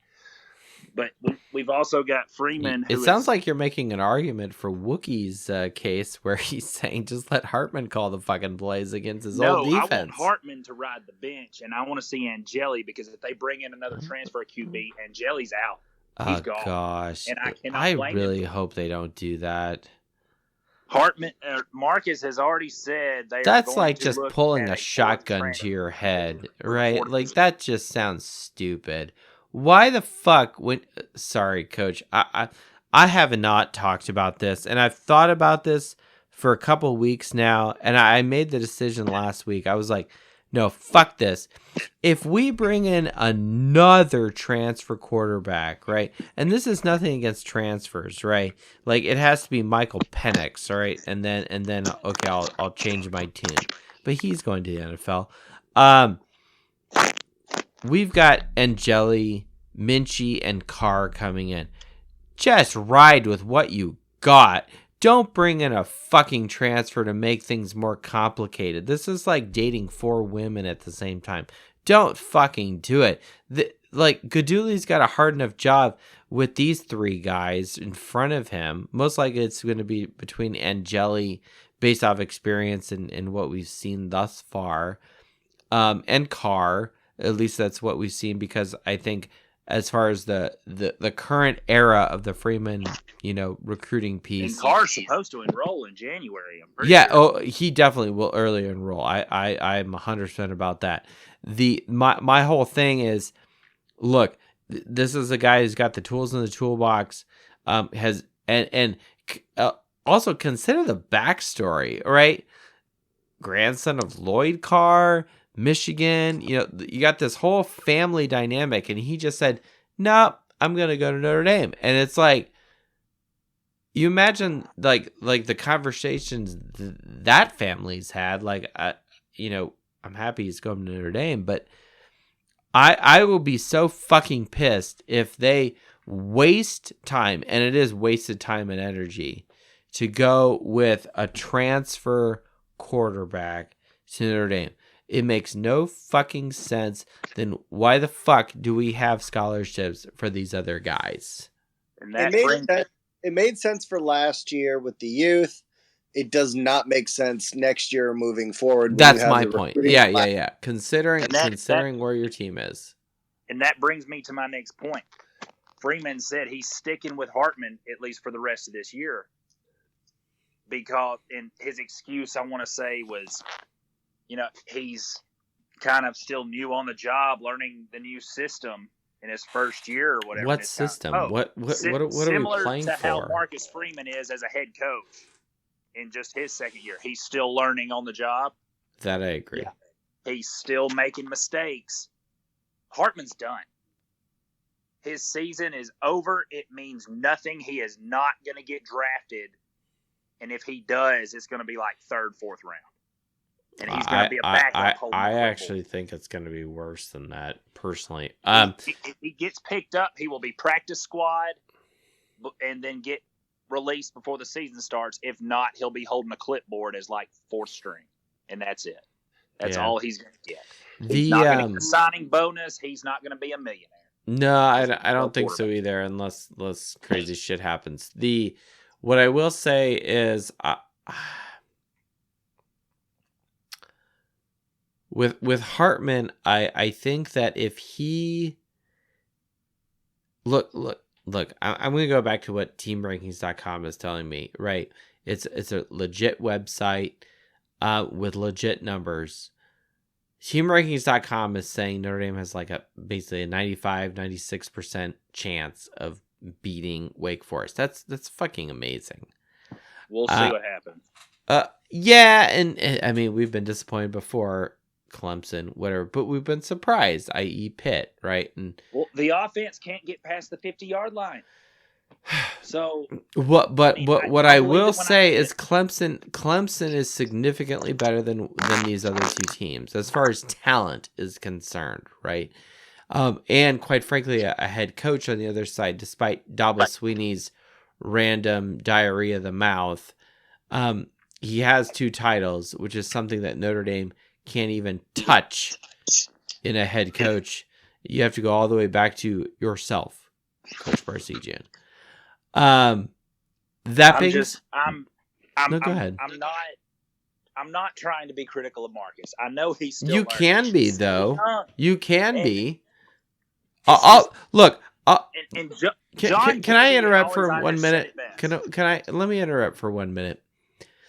I've reserved a lot of criticism of Coach Freeman for a while. And I've been giving him the pass card of, he's new. He's new to Notre Dame. He's great with the players. Look at the recruiting. And he just became Catholic, and his family and his, this, that, and the other. And it's like, look, that's all fine. The training wheels are off, man. You're at Notre Dame. You've coached double-digit games. You know how things are here. You know that your fan base is a bunch of rabid, pitchfork and torch mob people who, in the Pitt game and the it's the swing effect that we don't like as fans. Let's just face it. We beat the shit out of our rival, and we did beat the shit out of USC. It was glorious. I love it. And this is why we love Freeman. And then we did a similar thing last year with Clemson. It was great, okay? But then you lose to fucking teams you have no business losing to. Marshall, Stanford last year, right? Okay, and then you go to this year, you lay a goose egg and play like dog shit at Louisville, which is funny because I drove by that stadium, on the way down to Nashville and on the way up, and the doc's like, look at the stadium, and I'm just like rolling my eyes like, damn, I actually almost went to that game, and I'm really glad I didn't. Sorry, AJ, friend of the show, who did go, but like, can we just stop making excuses for Coach Freeman because he's fucking new? Like, no, you're a fucking professional. You're the head coach of Notre Dame football. It's okay for us as fans to be critical of you. And when we think you made a bad decision with offensive coordinator, we're going to fucking tell you. When we think you've made a bad decision in how you're abusing your timeouts, because you are abusing how you're using them, fucking stop. Do you even watch college football? Like, I'm done being nice to Freeman. I appreciate your recruiting because that's your fucking job. But at the same time, like, I'm a results-oriented person. And the way the game was called against Clemson, the ineptitude and impotence of the offense in that game was fucking atrocious. Not using your best fucking player, who's a running back, he's gonna go pro. Estime is going fucking pro next year. We're gonna be fucking lucky by an angel from heaven if he plays in the Pop-Tarts Bowl, which I kind of hope we go to the Pop-Tarts Bowl just so we can say that and just like eat Pop-Tarts on the podcast. But that's a whole other topic. What? Well, I'm so fucking pissed of everyone giving Freeman a pass card. I'm done giving him any sort of relay. And it's not because I don't like him. It's because I want to be mean. It's because it's like, no, you've coached for a shit ton of games now. And it's like, okay, it's time we actually evaluate you as from a performance standpoint. Well, I'm like you. I'm tired of seeing Estime basically ride the bench in the second half. It's fucking terrible. I am tired of seeing Hartman continue to get virtually every snap when he's like a deer in headlights when he's pressured. Which is really disappointing. Our Coach, I'll ask you the same question I asked earlier. I think I asked it to Jeff. Are you disappointed with Hartman? Very. Extremely. Me too. Me too. Coaching, I wanted more. Him after Louisville for a game just to see how Angeli does. You know, here's my thing. I do think Hartman should start. But I also think that also implies that Parker and the offense actually call a fucking game plan that justifies a 96 fucking % win percentage, likelihood. Like if I go over to Alabama or Auburn or Georgia or Ohio State, because Alabama's playing some patsy bullshit team this weekend, right? I don't even know who they Chattanooga. Thank you. Tune up before the Iron Bowl. Well, yeah. I mean that's what they do, right? And okay. Paid them a bunch of money to come down to Tuscaloosa. Yeah, they bought a win, right? And Notre Dame did the same thing against Tennessee State. Although we put ours at the wrong end of the schedule. But I don't even want Parker drawing up the offensive scheme anymore. Well, I mean, we made that very clear after the Clemson game that when I'm gone. That's the only offensive people I want him working with. And our head tight end got injured. So what does that result leave us with? I agree with you, Coach. I think that I'm so willing to. I'm to this point where I agree with John Kennedy at Always Irish 100%. We love Freeman, but our patience is growing thin with all this BS that we're still having to deal with. Well, at what point does it just become coach speak? Like this is why. This is no criticism of anyone who listens to coaching press conferences, right? Like I've listened to a handful of press conferences when it was like, okay, who was injured and what's the story versus, like what's the deal with Matt Bayless or, this, that, the other. There were very specific reasons if I was listening to a Marcus Freeman press conference. I tried listening to the post-game Clemson one, and I couldn't even hear the fucking question. So I was like, all right, Fighting Irish Digital Media, please do better, all right? Just get your fucking intern to run around with a fucking microphone so I could hear the fucking question, right? Well, or put it in the text so I could read it while watching the weird face on Marcus Freeman. I don't know. Look at his most recent example of how to handle pre and post game press conferences. Brian Kelly, nothing but coach speak 24/7. Here's my problem with, and I didn't hear this directly in a press conference, but I did read it and I did hear a little clip of it, whatever. With regards to turnovers and this, that, and the other, what really alarmed me, and this alarmed me, was Freeman was talking about being, quote, spooked. This is the kind of language that my toddler talks about when he's scared of something. Like it's Halloween, right? He sees like something kind of scary on TV. He says spooky, and he's genuinely afraid. When I hear a coach, the head coach of Notre Dame, saying the team was being spooked or whatever by an interception or whatever the fuck it was, that bothers me tremendously. It's like, no, you're being paid to be a leader and to roll with the punches. Don't talk about being fucking spooked and, oh, we don't know what to fucking do because, we saw our shadow on the fucking wall. No. Your job as the head coach of Notre Dame is to evaluate the situation and move forward. Okay?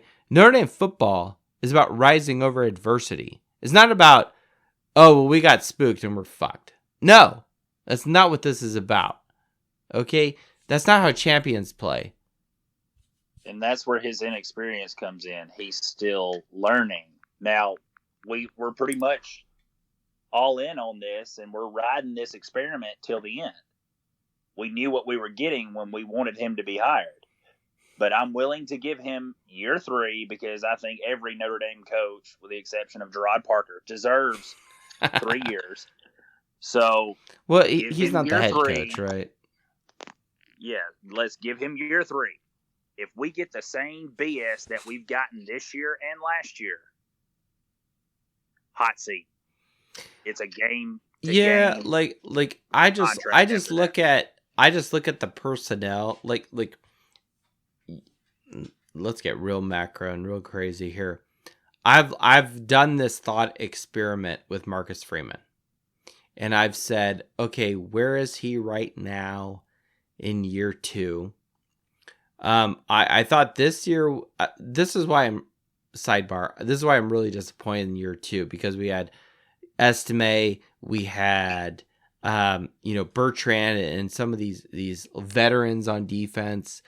You had Hartman, who we were being fed the medicine that he was this great transfer quarterback, and I'm not saying he's trash, but we were sold on, we have all this experience at some very key positions that I think could have taken us to a New Year's Six Bowl and won it. Okay, like, fuck the playoffs. If it happens, fantastic. But my expectations and my goals as a fan and for this podcast and what I was talking about was go to a New Year's Six Bowl and fucking finally win one since January 1st of 1994. Okay, that ship will still stay adrift and floating. It will not be brought into harbor. Moving forward into the next year or two, with the known departures we will have, I don't, unless something crazy happens, I don't see next year being quote unquote that much different. Well, Texas A&M is very winnable now. Well, that's what's really kind of fun, and I still kind of want to go to that game. But if I just look at quarterback, and you do need a good quarterback for going far in college football, but then I go even more macro and even more crazy when I start talking about should Notre Dame win a title, this, that, the other. And I said this when Freeman was hired. I said year 3, year 4. Given the understanding of our personnel, especially a quarterback, I think year 4 for Freeman is going to be very, very telling, which I know is really far out in the future, right? There's a whole season I'm basically looking beyond. Personnel's key. If it's going to it really is. You have to have good players in key positions. Like, there's no denying that, right? Like, we can sing the fight song and do all the statistics that we want. If no you don't amount have of ritualistic luck is going to help if we still have somebody like Parker. Yeah, I mean, unless Jarian Price turns into Reggie Bush and Faison turns into Samardzija. And Samardzija was a nobody before Weiss got a hold of him. Well, and that's what's interesting, and I don't know the backstory behind that, other than just the hand of God coming down and just blessing him with touchdowns. Just wasn't an offensive guy; didn't use him. Well, he was also golfing a lot, so who knows what practice looked like. But look, I don't want to be negative per se, but I think we can be realistic and understand where is Notre Dame and where do we want them to be as fans. But then we have to step back to the present, come back to the Wake Forest game this weekend, which me and Red Snapper will be at. I do hope for a win. I hope that we I hope to see Hartman in there for 3 quarters because we're up by, 28, 35 points. And then bench him for the 4th quarter and put Angeli in. Like this is what good teams do. They get a big lead early. They rest their starters. They put in the backups on offense and defense. They've been coached proper, so they still know their assignment. Coupled with the fact that the opponent, you've beat the life out of them, and you've taken you sucked the life out of them. Right? They know they're not going to win.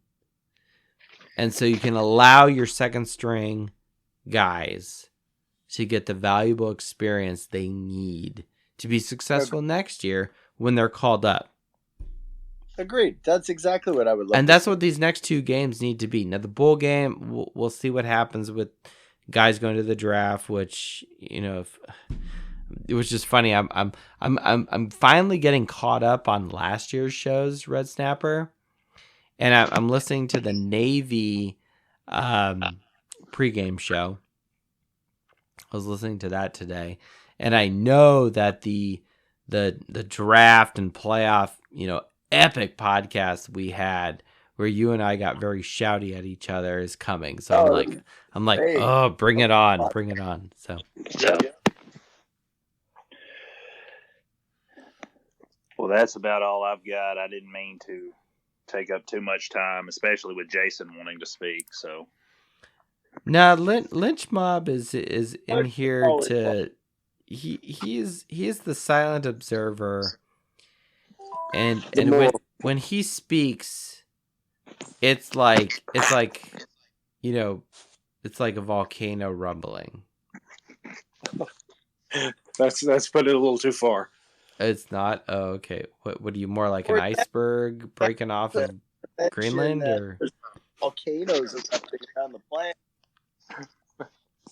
No, like with the quarterback, the portal deal you're talking about earlier, like the only thing to me it scares me a little bit is, if we get another portal quarterback and that quarterback goes down, Hartman would have went down game 5 of this. We are in trouble. Like, I don't know that we could win another game. And if we keep doing that, what is Minchie and Jelly, and I would hate to even go as far as saying, CJ Carr and Deuce Knight in. If they see this, like, I'm going to be behind a transfer quarterback, I don't know if that doesn't, alter their decision, making process down the road. Yeah, I agree. Like, I think if you bring in a transfer, you're just now changing the optics. And at this point in the modern era, that matters, because you've attracted this talent that's been extremely loyal to you, i.e. CJ Carr, and now even Deuce Knight, okay, who's a fucking junior right now. He's got one more year of high school, and then he's going to come in right behind Carr. And so it's like, look, you got Angeli, you got Minchie, then you got Carr, then you got Knight. Like, this is great. And I think Deuce Knight is actually going to be on campus for this game this weekend. That would be tight. Weekend. Yeah, I mean, we probably can't give him a beer at our tailgate, but I can hook him up with a hot dog or something. But no, I Lynch Mob, I think you're bringing up a legit opponent about the optics of what a transfer quarterback for Notre Dame looks like at this point. Like last couple years, with Hartman or even with Jack Cohn, like it kind of makes sense. But I would be very surprised and also simultaneously disappointed if we brought in a guy. Again, if it's a Michael Penix caliber, Bo Nix kind of guy, that's different, but I don't think that's going to happen. No, because they're usually, if they're that good, they're pretty steady at where they're at. Correct. So I don't think that's going to happen. And quite frankly, let Gino Guidugli do his job. Let him be the quarterback coach. Let him develop players. Right, because he's going to have just as long with the Right? players he's got as he would with the transfer. Yeah, and can we let his effectivity shine when these guys have been a year plus into his coaching mantra and let that come out through his... And that's another reason why you want to see, Angeli, Minchie for this season and the last 2 games. I want to see them. I want to, even if we kind of go back to kind of a blue and gold mentality is, okay, first half is Hartman, second half, third quarter is Minchie, or fourth quarter is Angeli, something to that effect. I'd love to see them get time. Right. Because if we don't know what's happening. So I mean, we know what the offense is doing. So is it Parker's failing the offense, or is it Gino failing the quarterback? Is just the only thing that I've kind of thought of. Or is it Marcus Freeman failing as the head coach and not directing and making fucking decisions as the leader? Right. That's part of it. But What's at the really same time, here, I still think it's Parker in the offensive line. Well, I agree, but issue. My point is this, and I'm not saying you're wrong, Coach Barcision. All I'm saying is I've gone back and listened to some older shows, listened to current shows, and compared and contrasted the older shows where we're complaining about Notre Dame football versus the present. Here are the differences. Today, the present, 2013, we're complaining about Parker or the players or this, that, the other. Very rarely are people, quote unquote, complaining about the head coach. Flip that over to a couple years ago with Kelly. Maybe a little bit with Reese, people were complaining about. But a lot of the blame went upon Kelly and the head coach. My question is, why? Why are we blaming Kelly a couple years ago, who's the head coach of Notre Dame, and I think rightfully deserving, when things go wrong or not right? Like, let me put it another way. Were people really blaming the offensive coordinator of Notre Dame a whole lot? No. When we get blown out by Michigan. Now, I will say people were blaming Brian Van Gorder in 2016, 2015. But then they would also turn that over to Kelly, like, why the fuck are you holding on to this guy? Right. Well, and I get what you're saying, and maybe so why is Marcus Freeman answer, any different? Part of that answer is Kelly was there for how many years versus Marcus Freeman's now second year. Part of that is also a whole new coaching staff this year. So yeah, it's Freeman's second year, but it really is his regime first year. And then you really kind of understand, now we got players, now we got coaches, and finding what pieces fit for a first-time head coach. Kelly was a head coach before. Marcus Freeman was not. So there's a lot of different variables, but I get what you're saying, because we held Kelly accountable for the overall program. And it kind of stems back to what I had said last week, was when everyone's winning, everything's happy, and you get to share, well, Parker did a great job, like we were talking the first 4 weeks of the season, Parker's great play calls and everything else, and Hartman's playing amazing. Great. So the love and the kudos is going to everybody. But now that, we lose to Louisville, we lose, to Clemson, and we're out of the New Year's Six bowl game, run. Now it's Parker's fault. And part of that is, and I get what you're saying, is why aren't we holding Marcus Freeman accountable for the overall delegation of the program? Because, like I said, let me put it this way, and I'll throw it back to you. If anyone has the greatest influence and ability to influence change at Notre Dame, it is Marcus Freeman. No Agreed. one else. And like I said last week, Not even Jesus could change the direction of this program greater than Marcus Freeman. So fucking fix it, Coach Freeman. And that is the same kind of shit I would say to Kelly. It's like because the dynamics of college football is all about the head coach. Oh, always. And that's what I meant by last week when I said, but when things start going negative, the buck stops with you. You're going to start wearing, the scars and the smudges of the mistakes of your coaching staff. So if Parker's not doing his job, he's got to go. Why? Because it's ultimately going to tarnish you.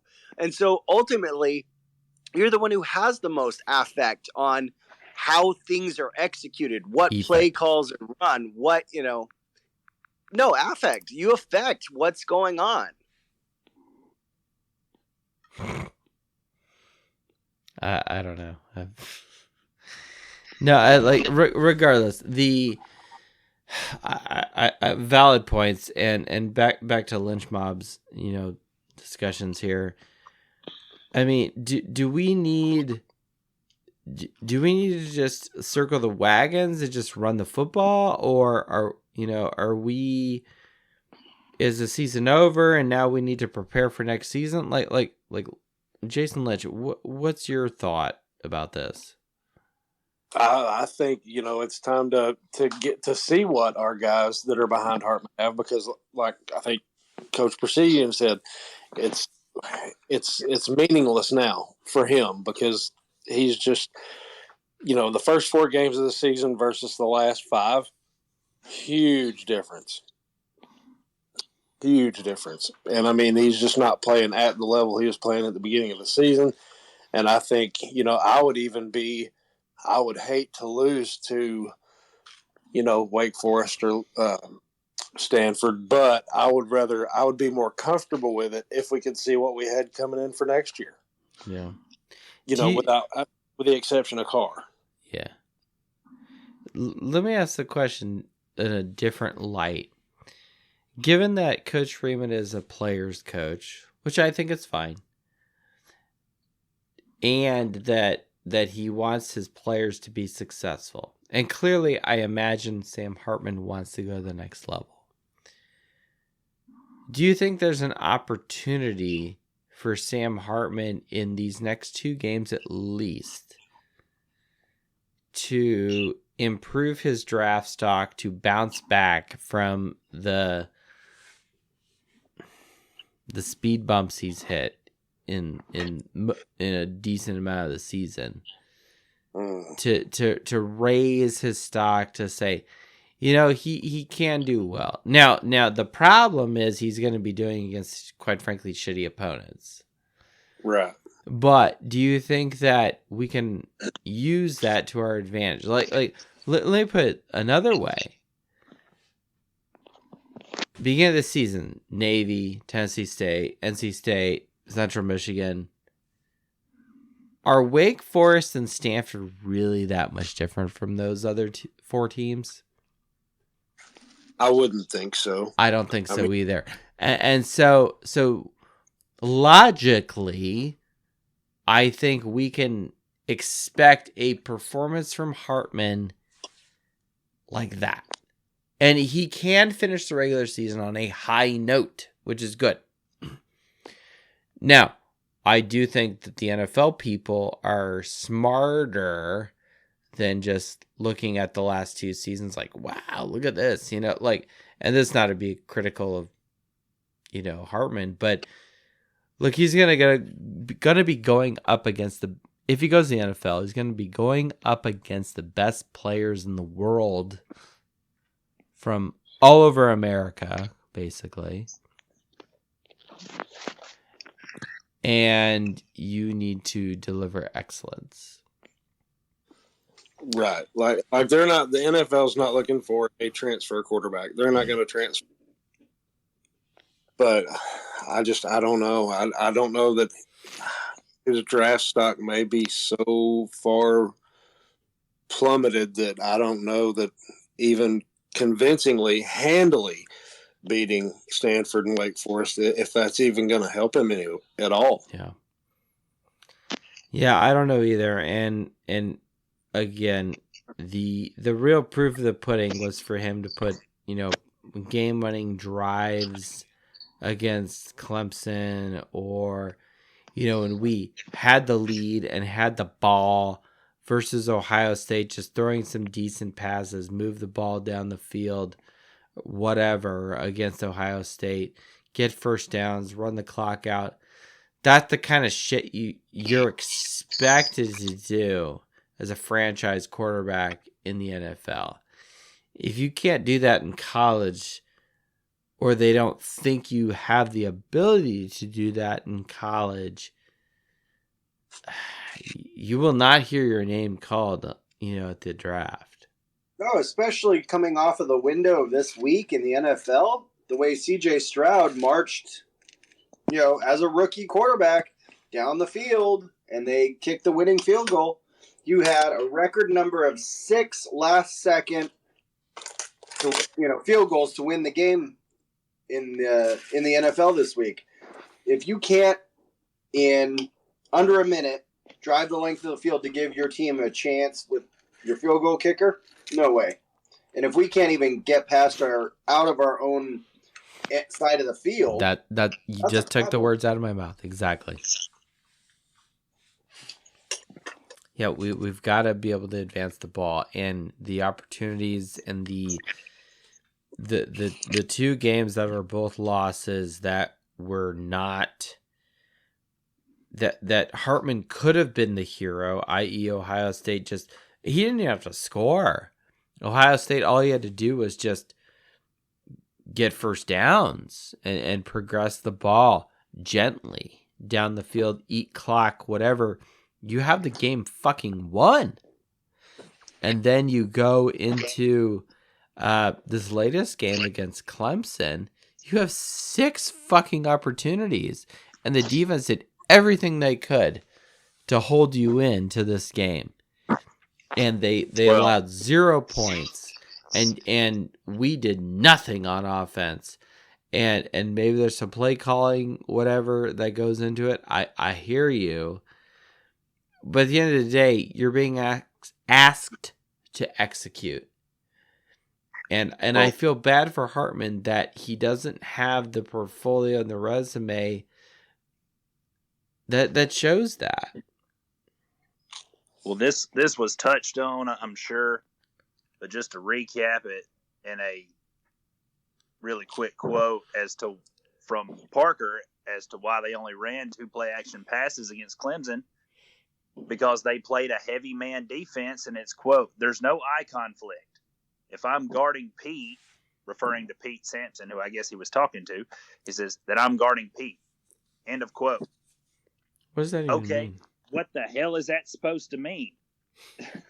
Like, you're only justifying why most of us think you're an ignorant dumbass when it comes to this. And what does every receiver want? Every receiver likes a one-on-one. Yes, that is 100% right. They want to beat you one-on-one. I'm going to juke your ass. I'm going to leave you in the dust. You are not going to be anywhere near me. That's how most practice is. Practice is all about running with somebody and then just creating separation and expecting the ball. And somebody mentioned, but that doesn't account for, like, the linebackers. And you're right.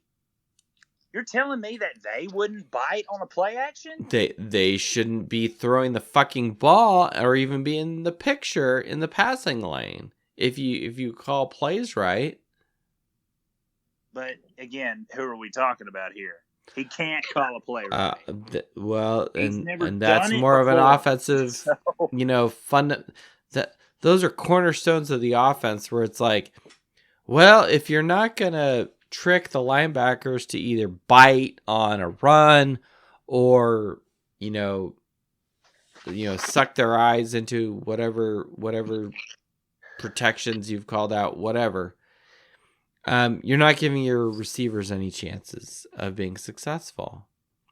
Oh, here's a scenario I just thought of. After the season, because obviously Parker's going to be here for the foreseeable future, after the season, when we go into the spring game, if you're not bringing in somebody that is an established offensive coordinator, then you take everybody that is an offensive-related coach underneath you and say, okay, put together a game plan. We're going to do like week at a time where you're in charge of the offense and just do a offensive scenario, in-game scenario. See who calls the best offense against your best defense and see how successful it is, and just go with the best. Because honestly, it can't get any worse if you can't get who you need or who you want. So, my own personal opinion is we need to be going after wide receivers in the portal. Fuck getting another quarterback. That's my thought as well. Like we need a why senior, don't we just senior leadership at receiver who can coach up all these freshmen that we've got. That's my thought as well. I amen to that. Yeah, I agree. We're pretty set on defense. We've got plenty of talent coming in at quarterback, including what's already there. We need help on the offensive line and at receiver, big time. Yeah. Yes. I mean, passing touchdowns is the second most important stat. I've been saying it for a couple of years now. Well, men, look, it's really late. It's 12:30 in the morning. Yeah. Yeah, I don't care how good your quarterback is. If you don't have someone to catch the damn ball, you're not going to get passing touchdowns. Ain't going to happen. Understood. Agreed. Yeah. All right, guys. We're really late. It's a long show. Longer than what I thought it was going to be for Wake, but we had a lot of good people this late at night, so I really appreciate it. Thank you, everybody, for joining us. Good discussions. So, again, to reiterate, for anyone who's still with us on the podcast version, and Coach Barsegian and Jason Lynch, Red Snapper and myself will be at Notre Dame this Saturday versus the Wake Forest Demon Deacons. Really looking forward to meeting new people, seeing everybody. Really, really, again, we do this for fun. We love the interaction, and we are excited to see Notre Dame. We love Notre Dame. We do this to bring family together, but simultaneously, we like watching Notre Dame and want to see them win. Exactly. Looking forward to this weekend for sure. I am too. And I hope you have a safe flight out, Red Snapper. And I think we'll call it a show. Thank you, everyone, for joining us. It's been good. Been a late show. Go Irish, beat Demon Deacons.